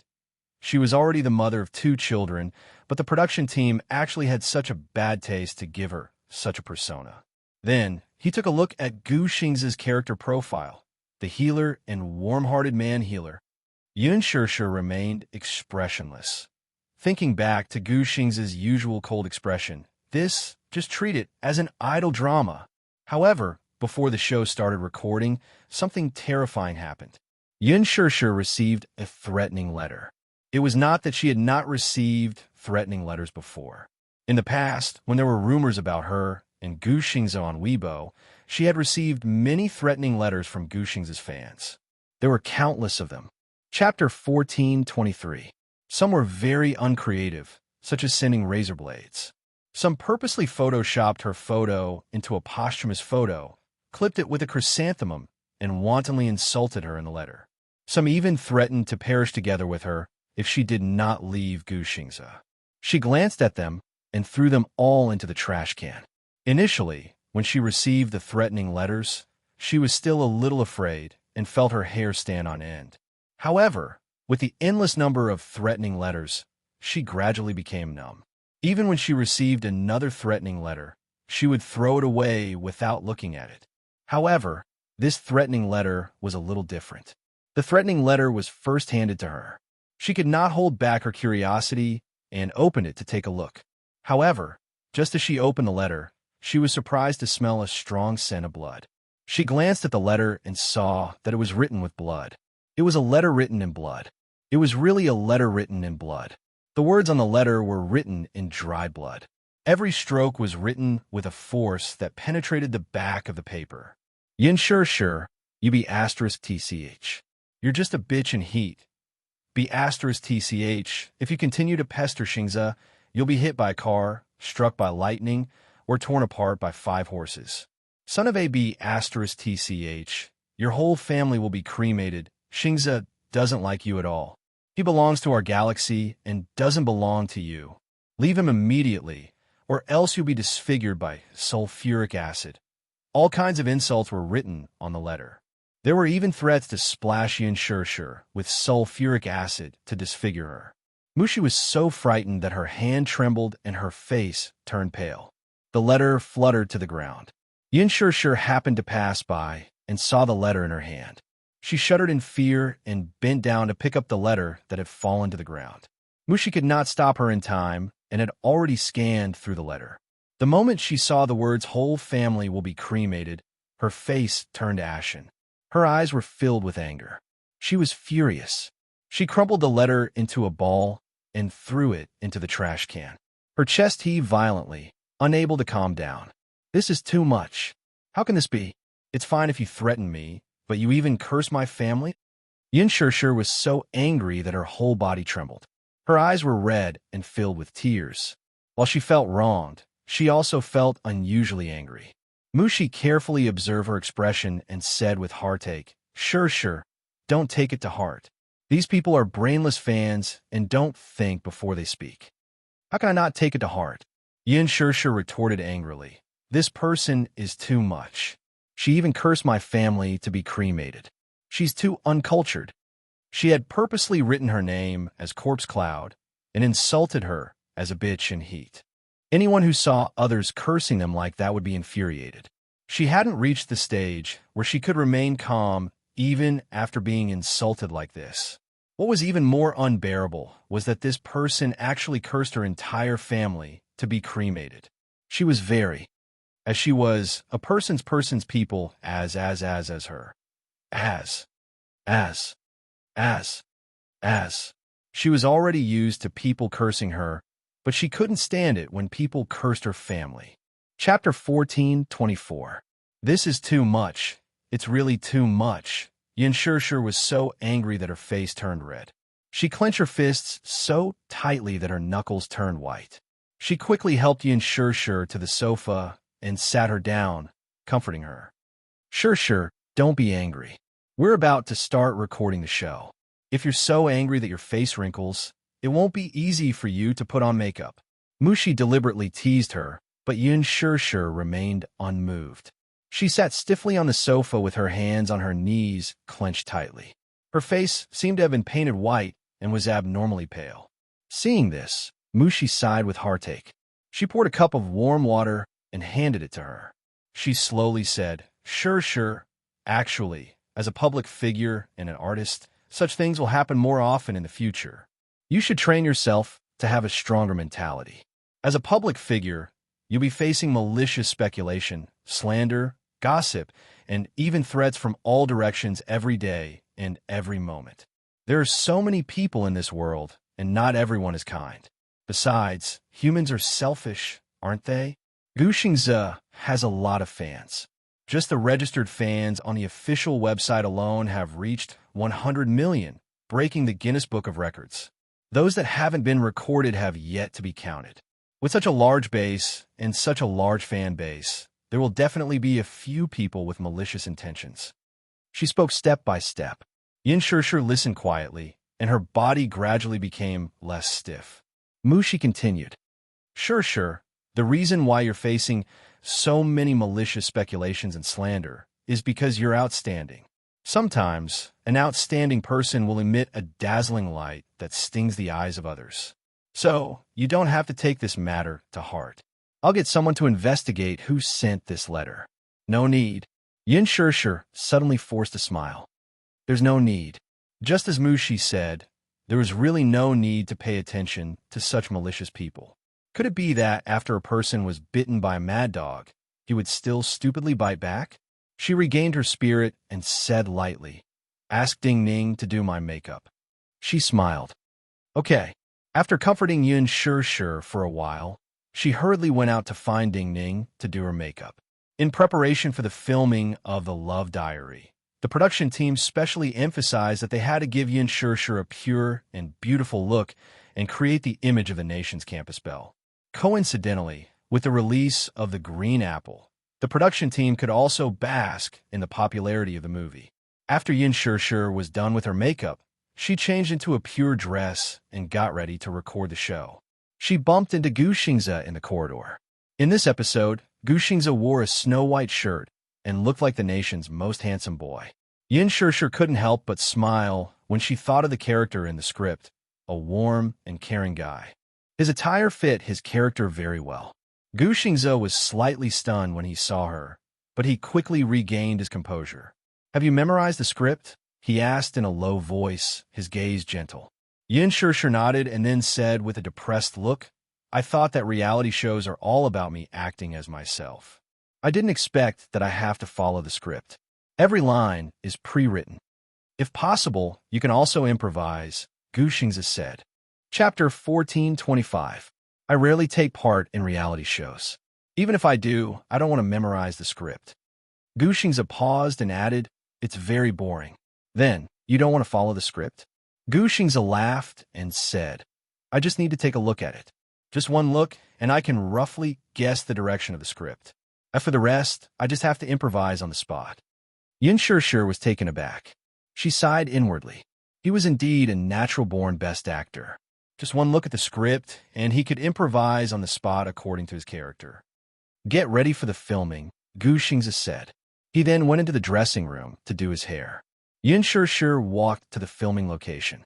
At this moment, the set was being set up. The first segment, First Love's Heartbeat. The filming location was a tastefully decorated cafe. In this segment, according to the script, she and Gu Xingze would meet for the first time. They would get to know each other and interact with each other. For example, they would cook desserts, cakes, and coffee together to create a loving afternoon tea. This was a very romantic segment. Yin Shishir felt a little indignant when she saw this scene. When would Muyaja be able to create romantic surprises for her? Apart from that one time at Hushin Island, when he created a romantic date for her, there seemed to be nothing else. He was really a man who did not understand romance. Men. Yin Shishir sighed inwardly. In fact, she really hoped that she could take part in this segment with Muyaja, and not with Gu Xingze. She did not have any feelings for Gu Xingze at all. It was really difficult for her to take part in such a reality show with him and act as if they were in love. Did Muyaja know that she was taking part in this reality show with Gu Xingze? If the program was broadcasted and he saw it, this man would definitely be extremely jealous. Yin Shishir snorted coldly in her heart. She really wanted the program to be broadcast as soon as possible so that he could see what a textbook example of a warm and caring man was like. Be jealous. Be jealous. She could not wait for him to be jealous. What an emotionless ice block. Unknowingly, half an hour had passed. After the set was completed, the director announced the official start of the filming. The Love Diary, Scene 1, First Love, Heartbeat, Action. According to the script, the two of them would meet at a cafe for the first time. According to the script of the show, both of them had prepared small gifts for each other. Gu Xingze had prepared a limited edition crystal necklace for her, and he personally put it around her neck. Yin Shishir, on the other hand, followed the script and prepared a box of failed cakes. The reason why it was called a failure was because the cake was not made well and was a little burnt. This small prop was prepared by the production team. According to the script, Yin Shishir wanted to prepare a handmade cake for him for their first meeting. Unfortunately, it was her first time making it, so she had no experience. Not only did she burn her hand, but the cake also failed to cook. She shyly took the cake and said to Gu Xingze with a look of regret, "Because it's my first time making a cake, so it seems like it failed." The camera fell on her hand. She even had a band-aid on her finger. Gu Xingze opened the gift box. What appeared on camera was a cake that could not have been any worse. Chapter 14:26. The cameraman zoomed in on Yin Shishir's guilty and shy face again and gave a close-up. Gu Xingze, on the other hand, reached out and gently dipped his fair, jade-like fingertips into the cake. He put it in his mouth and tasted it. His lips curled into a gentle smile as his starry eyes fell on her bashful face. "Thank you. The cake is delicious. I like it very much." As soon as he said that, Yin Shishir was surprised and in disbelief. "It's obvious that I failed," she mumbled in a daze. Gu Xingze, however, did not take it to heart. He picked up a small piece of cake and took a bite. His face was full of contentment and tenderness. "It's very sweet," Yin Shishir immediately said embarrassedly. "Are you comforting me?" "No. It must be very bad. Some parts of it are burnt. If you think it's bad, don't force yourself. I'll feel guilty." Gu Xingze looked up and looked at her affectionately. "As long as it's made by you, I like it very much." Yin Shishir was stunned. Gu Xingze said seriously, "I'll finish it all." The recording process progressed step by step. After a short conversation, the two of them went backstage and started to make the desserts and coffee. The process was, of course, to create an ambiguous and romantic scene. In one scene, Yin Shishir was standing at the kitchen counter and stirring the egg yolk seriously. Gu Xingze suddenly hugged her from behind and held her hand as they stirred. This scene was very romantic. If post-production was added, it would be as beautiful as an exquisite music video. Gu Xingze half-hugged Yin Shishir and held her hand seriously as they stirred the egg yolks together. Yin Shishir, on the other hand, lowered her face shyly. Her cheeks were pink, and she was blushing. She was obviously shy. After making the desserts, it was time to enjoy them. The desserts made by Yin Shishir and Gu Xingze were naturally inedible. For the sake of the show's effect, the desserts were made to taste terrible. The production crew served the desserts that they had prepared beforehand and presented them to the two of them before they continued filming. In this scene, the two of them were feeding each other. Gu Xingze scooped up a spoonful of dessert and brought it to Yun Shishir's mouth. Yun Shishir cursed silently as she acted. She didn't know how many threatening letters she would receive after the post-production of the reality show was completed. Gu Xingze's fans must send her razor blades. Thinking of this, she couldn't help but feel her hair stand on end. During the recording process, Gu Xingze was in his best state. Every look and expression in his eyes were perfect, portraying the image of a warm and caring man. On the other hand, Yun Shishir played the role of a pure and innocent schoolbelle very well. The two of them were like lovers who had fallen in love at first sight and had just confirmed their relationship. Every moment that they spent together, it was as if pink bubbles were emitting from them. It was very much like first love. However, Gu Xingze's acting was so realistic and on point that even Yun Shishir, who was sitting in front of him, couldn't tell if it was real or not. Was he acting, or was he revealing his true feelings? Especially when he looked at her affectionately. The hidden tenderness in the depths of his deep eyes seemed to be on the verge of bursting out. Chapter 14:27. Yun Shishir could not help but be startled. For a moment, her heart was beating like thunder because of his affectionate gaze. Gu Xingze suddenly looked up and asked with a gentle smile, "Do you like music?" Yun Shishir nodded. "I like it very much." "Then let me sing a song for you, okay?" Gu Xingze asked. Yun Shishir's face was filled with surprise. "Can I? I specially prepared a song for you. It's a song by Lin Tian Wang. I want to sing it for you." Yun Shishir clapped her hands and said with a pink face, "All right." The setting was a coffee shop. In the coffee shop, there was a very romantic music stage. On the stage was a tripod piano. Gu Xingze slowly sat down in front of the piano. For some reason, when he sat in front of the tripod piano, his gentle and elegant side profile instantly sparkled like stars, and his elegant temperament was about to come out. No wonder it was said that Gu Xingze was born to be the movie king, and he was also the prince of love songs who was endowed with a soul by the heavens. He lowered his head slightly, and his gentle and delicate side profile fell in her eyes, causing ripples of tenderness to appear. He raised his hand, and his fair hands landed on the black and white piano keys. They were slender and beautiful. Every finger of his beautiful hands seemed to be carved out of jade. He was born to be an outstanding pianist. He turned his face slightly and looked deeply at Yun Shishir. With just this glance, Yun Shishir was completely stunned. Her heart felt as if it had been stabbed by something, because she could clearly see the tenderness in his eyes. This tenderness was not an act. It was so real. Her heart suddenly began to ache. Gu Xingze slowly played. Along with the tinkling sound of the piano, a gentle and extremely magnetic voice flowed out like flowing water. "Love yourself well, and someone will love you." This is an optimistic statement. The look of happiness makes me feel so really can't find an adjective. The silence is hiding the overflowing passion. Only the particle is left. There's a kind of steadiness when you call my name. He played and sang affectionately. Every word seemed to be engraved into his soul. When people heard it, their scalps immediately went numb and goosebumps appeared all over their bodies. His voice was so gentle and pleasant.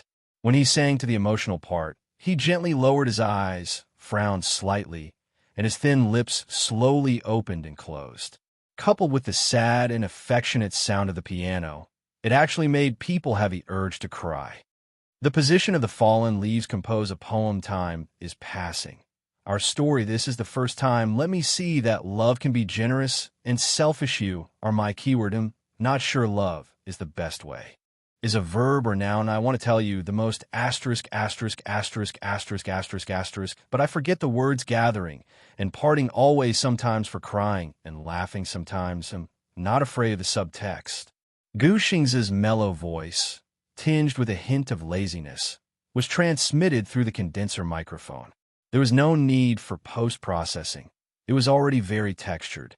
Someone once commented that Gu Xingze's voice had a magical power. Just hearing it once was enough to mesmerize and make one's heart go numb. This song was an extremely sad love song. It was the song that Lin Tianwang performed at the Golden Melody Awards. It was sung by Gu Xingze, but it had a unique style. The audience quieted down. Even the director team was deeply immersed in this song. It was so good.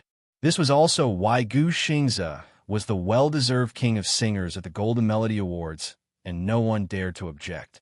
His voice was too perfect. Chapter 1428.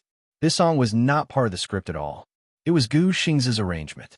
Even the director did not expect him to prepare a song for Yun Shi. However, the recording would definitely turn out well. Yun Shi listened quietly and could not help but fall into a trance. Looking at the superstar's gentle side profile, a thought flashed through her mind. Fragmented scenes flashed past her eyes like a merry-go-round. She suddenly recalled Gu Xingze standing in front of her and holding her shoulders uncontrollably. He carefully probed, "Can I? Must it be him? Can't I? What Muyaja can do, I can do too. I can also give you everything he can give you. What he can't give you, what he can't promise you, I can also give you. So, can I?" In his eyes, she was so fragile, as if she was a bubble that would burst at the slightest touch. "Yin Shi, I really like you. You don't have to deliberately avoid me. If you like me, you like me. If you don't like me, you don't like me. I just don't like to suppress myself. I like you. If you change your mind, I'll wait for you at the same place. However, I won't force you to like me, nor will I do those things that make things difficult for you. So, you don't have to hide from me like this, understand? At least, please retain my right to like you. Please let me protect you silently." Yun Shi snapped back to reality from her memories. Unknowingly, she was deeply moved by Gu Xingze's singing. She could actually feel the love that he had buried deep in his heart from his singing. Her heart suddenly ached, and she felt suffocated.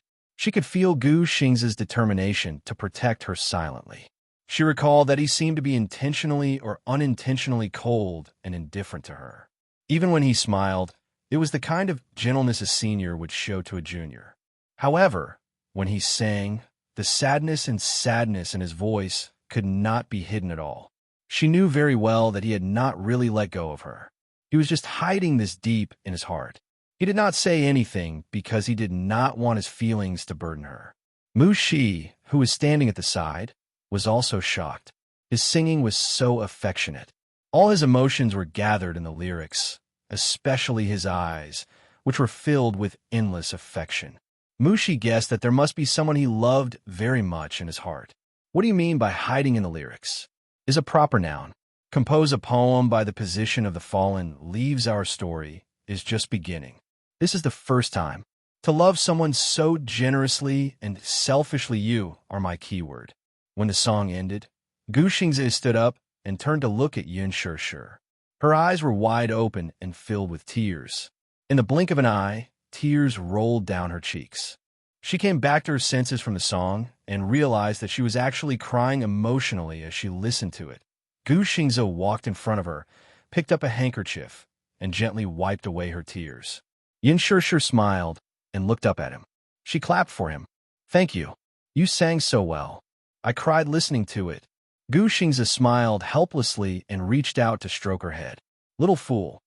His eyes were filled with doting love.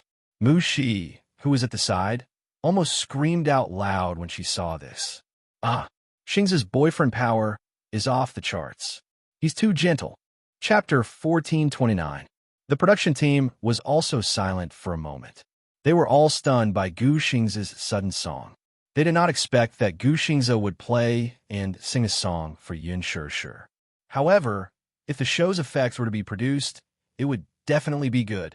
It was a very amusing scene, and the viewership ratings would definitely be first. Throughout the entire recording process, Mu Shi was watching it live. When she witnessed Yun Shi and Gu Xingze's first date, she felt as if she had been fed a mouthful of dog food. She felt stifled. She felt as if she had been showered with affection. This reality show was simply torturing single people. This was especially true for a single person like her. Watching the whole process, she was hurt 10,000 points. The scene of Gu Xingze wiping Yun Shishi's tears, in particular, was a blow to her heart. Her heart felt as if it had been stabbed hard. She felt pain and jealousy. To be in a relationship with the nation's Prince Charming was the dream of many young girls. Oh God, Xingze is so handsome. Xingze is so gentle. His side profile, when he plays the piano, is so handsome. Just one look from him is enough to kill me. Mushi held her face and wanted to scream uncontrollably. She was so envious of Yun Shishi. Even if this was just a reality show, to put it bluntly, it was just a show. However, even if she knew that this was fake, Mushi was still infatuated with Gu Xingze's tenderness. Especially when he looked at Yun Shishi, his gaze was so gentle that it could drown her. Mushi's heart melted as she watched. She bit the corner of her shirt aggrievedly and suddenly envied Yun Shishi. The recording of the first episode of The Love Diary ended smoothly. After it ended, there were 2 more segments left, and that was Love Whispers. The 2 artistes entered a small dark room, respectively, to watch the edited scenes of the show. While they were being interviewed, they would also express their experiences and feelings about their first date. Yun Shishi watched the edited scenes and expressed her feelings. Senior Xingze is really a very gentle person. He has also taken great care of me. I remember the first time I met Senior Xingze. It was on set. He took care of me no matter how big or small the matter was. He was also very gentlemanly. In my heart, he's a heavenly king, the nation's Prince Charming. Sometimes, working with him can be quite stressful.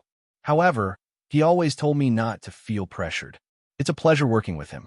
Actually, this is my first time filming this show, so I'm quite nervous. But on the first date, it was more of a surprise. Especially when he played and sang that song. I was very surprised and pleasantly surprised. I really didn't expect that he would specially prepare this song for me. I'm surprised and touched at the same time. At the end of the recording, she made a heart sign to the camera. Brother Xingze, I love you. These lines were all memorized according to the script. The production team had divided the key points, and she memorized this part very carefully. Thus, the recording ended smoothly. Just as she walked out of the recording studio, Mushi pounced on her tearfully and bitterly said, Sure, I'm really envious of you. Yun Shishi broke out in cold sweat. What's wrong? Chapter 14:30. Yun Shishi glanced at her coldly. I'm going home. Mushi then said, Wait, you have a mission tonight. What? It turned out that her manager had arranged a last-minute schedule for her. She was to enter the recording studio tonight to complete a difficult task. The post-production of The Green Apple had entered its final stage, and that was the post-production dubbing. Generally speaking, for a teen movie like The Green Apple, the dubbing was usually done by professional dubbing actors due to the artist's accents and lines, as well as the character's plot settings and other considerations. Many artists' lines were not up to standard, and some had different accents, such as Beijing or Jiangnan, which made their lines appear abrupt. Lin Fengtian, however, felt that Yun Shishi and Gu Xingze had a good foundation in their lines. Yun Shishi's voice, in particular, was fluent in Mandarin and had a good foundation in her lines. She had no problems with her lines, too. Her voice was gentle, pleasant, and as clear as spring water. More importantly, her voice was very close to the original character's setting. Hence, Lin Fengtian solemnly decided to give up on dubbing actors and let Yun Shishi complete the post-production dubbing with her original voice. The Green Apple was 2 hours long, and enchanting had more than 300 lines. It was quite a huge project. Lin Fengtian specially found a dubbing teacher and threw Yun Shishi into the recording studio. She would spend the next 3 days on this. According to his estimation, it would take about 3 days to complete all the dubbing. Yun Shishi specially applied for leave from home, stated the reason, and guiltily apologized to Yu Yu and Xiao Chen. When Yu Yu learned that Yun Shishi had to work and could not return home for 3 days, he felt depressed and heartbroken at the same time. These few days, ever since his mother resumed work, her schedule had been packed. The movie was about to enter its promotional period, so she would probably have to fly all over the country. Apparently, His mother had recently accepted a film contract and would be joining the production team soon. Muyaja was busy wrapping up the acquisition of the main group, so he always came home late. Hence, Yu and Xiao Chen could only pitifully rely on each other. In the end, the work that was supposed to be completed in 3 days was delayed to a week. It was not because of anything else, but because Yun Shishir was not a dubbing actress. When she acted, she had a good foundation in her lines because of her emotions. However, after filming ended for so long, she did not adjust her emotional state during the acting process. In addition, Lin Fengtian's harsh work attitude and his nitpicking. Poor Yun Shishir, who had just been ravaged by Lin Fengtian, had yet to regain her composure when she was dragged by her manager to board a private plane to Italy for the Milan Fashion Week.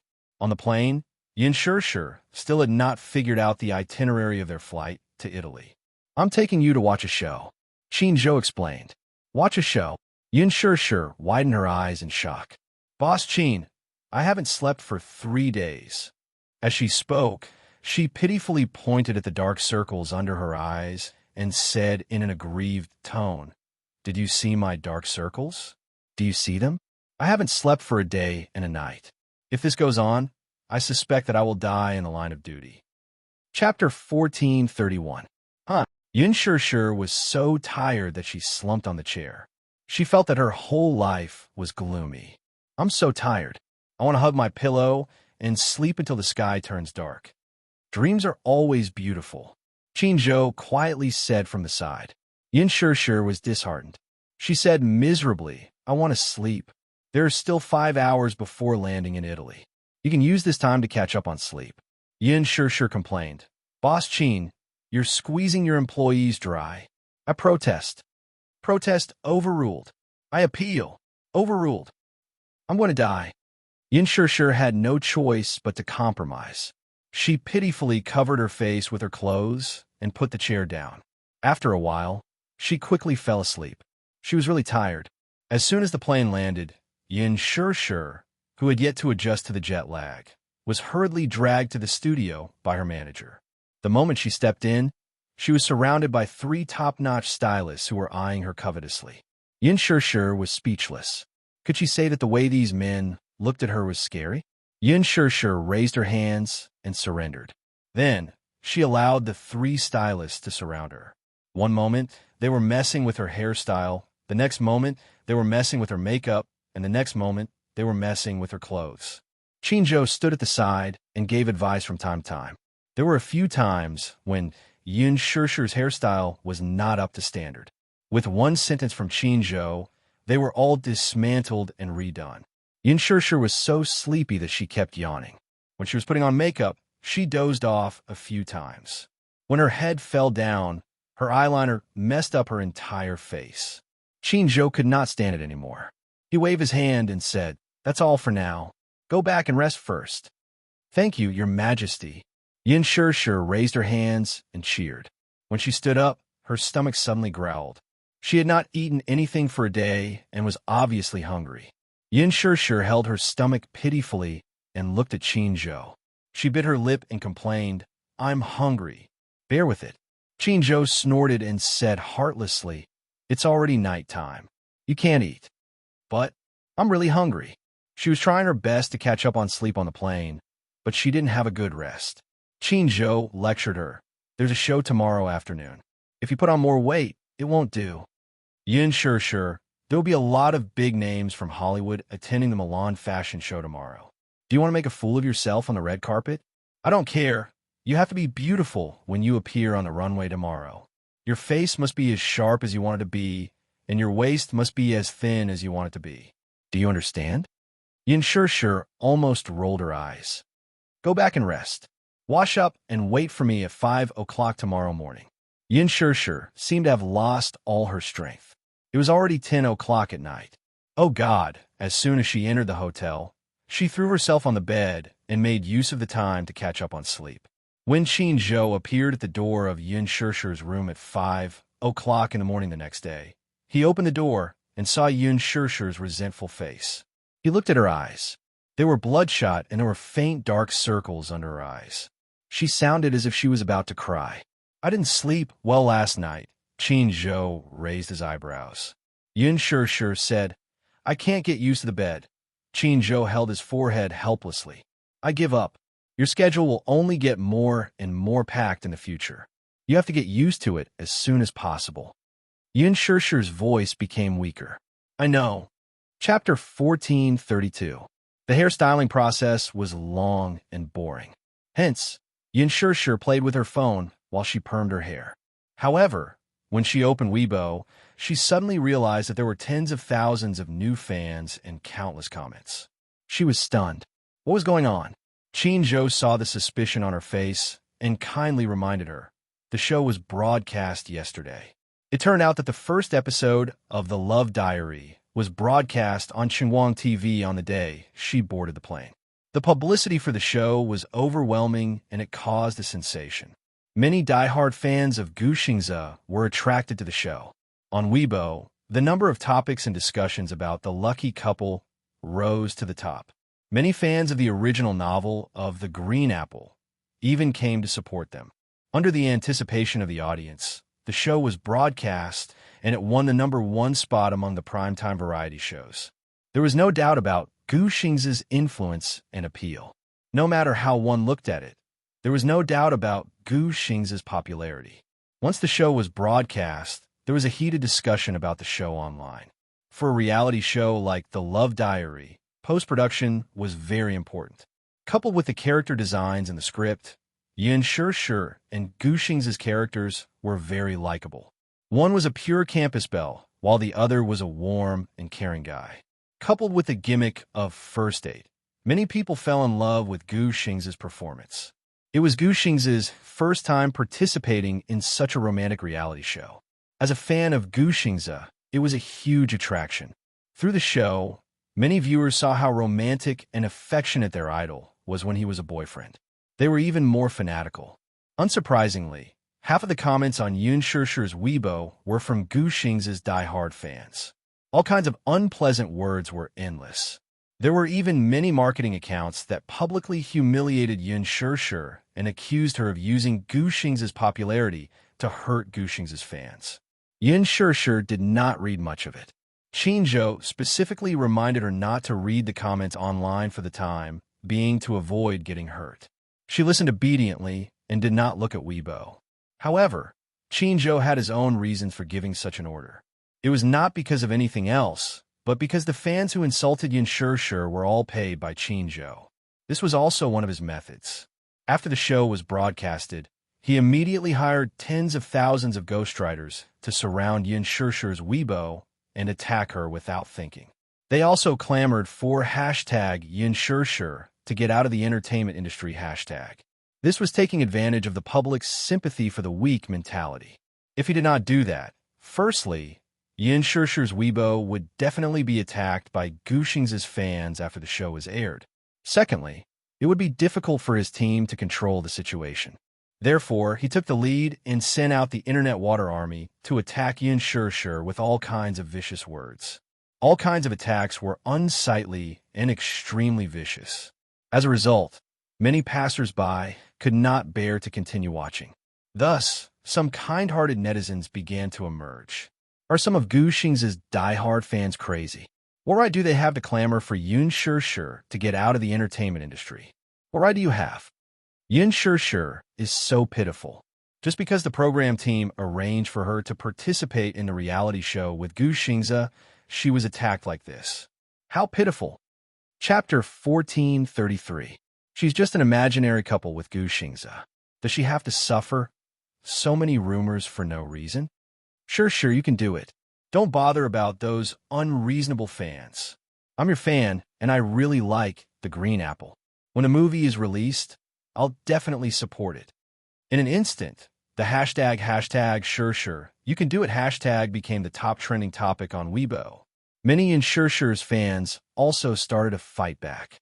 Yun Shishir's fans deliberately took screenshots of Yun Shishir's beautiful moments from a show. Her good looks attracted many passers-by. Oh my God, who is this woman? She's so beautiful. She reminds me of my first love. She has the temperament of a campus belle. I think she and Gu Xingze are quite compatible. I don't remember her name, but I know her. She's the newbie who acted in The Green Apple with Gu Xingze. She's so beautiful. Her nose is so beautiful, and her eyes are so beautiful. It's as if there are many stars hidden in them. She's so beautiful. She's like an otherworldly fairy. Could it be that she's had plastic surgery? Many popular actresses nowadays are not original. Could it be that she's also had plastic surgery? The funny thing was, when some people questioned Yun Shishir's plastic surgery, many netizens who used to be plastic surgeons came forward to analyze it. I've carefully studied Yun Shishir's facial features. They're perfect. She has the perfect proportions of an Asian beauty. Her temperament is also very ethereal. The corners of her eyes are natural, and the curve of her nose is also very natural. She doesn't look like she's had plastic surgery. I'm a plastic surgeon. I've studied her facial features. They're all natural. She hasn't gone under the knife. Facial features that have gone under the knife are very obvious. Many netizens started to look forward to the second episode of the show. I'm really looking forward to the second episode. But The Love Diary only has 2 episodes a month. We have to wait for another half a month for the second episode. I'm so envious of Shishir.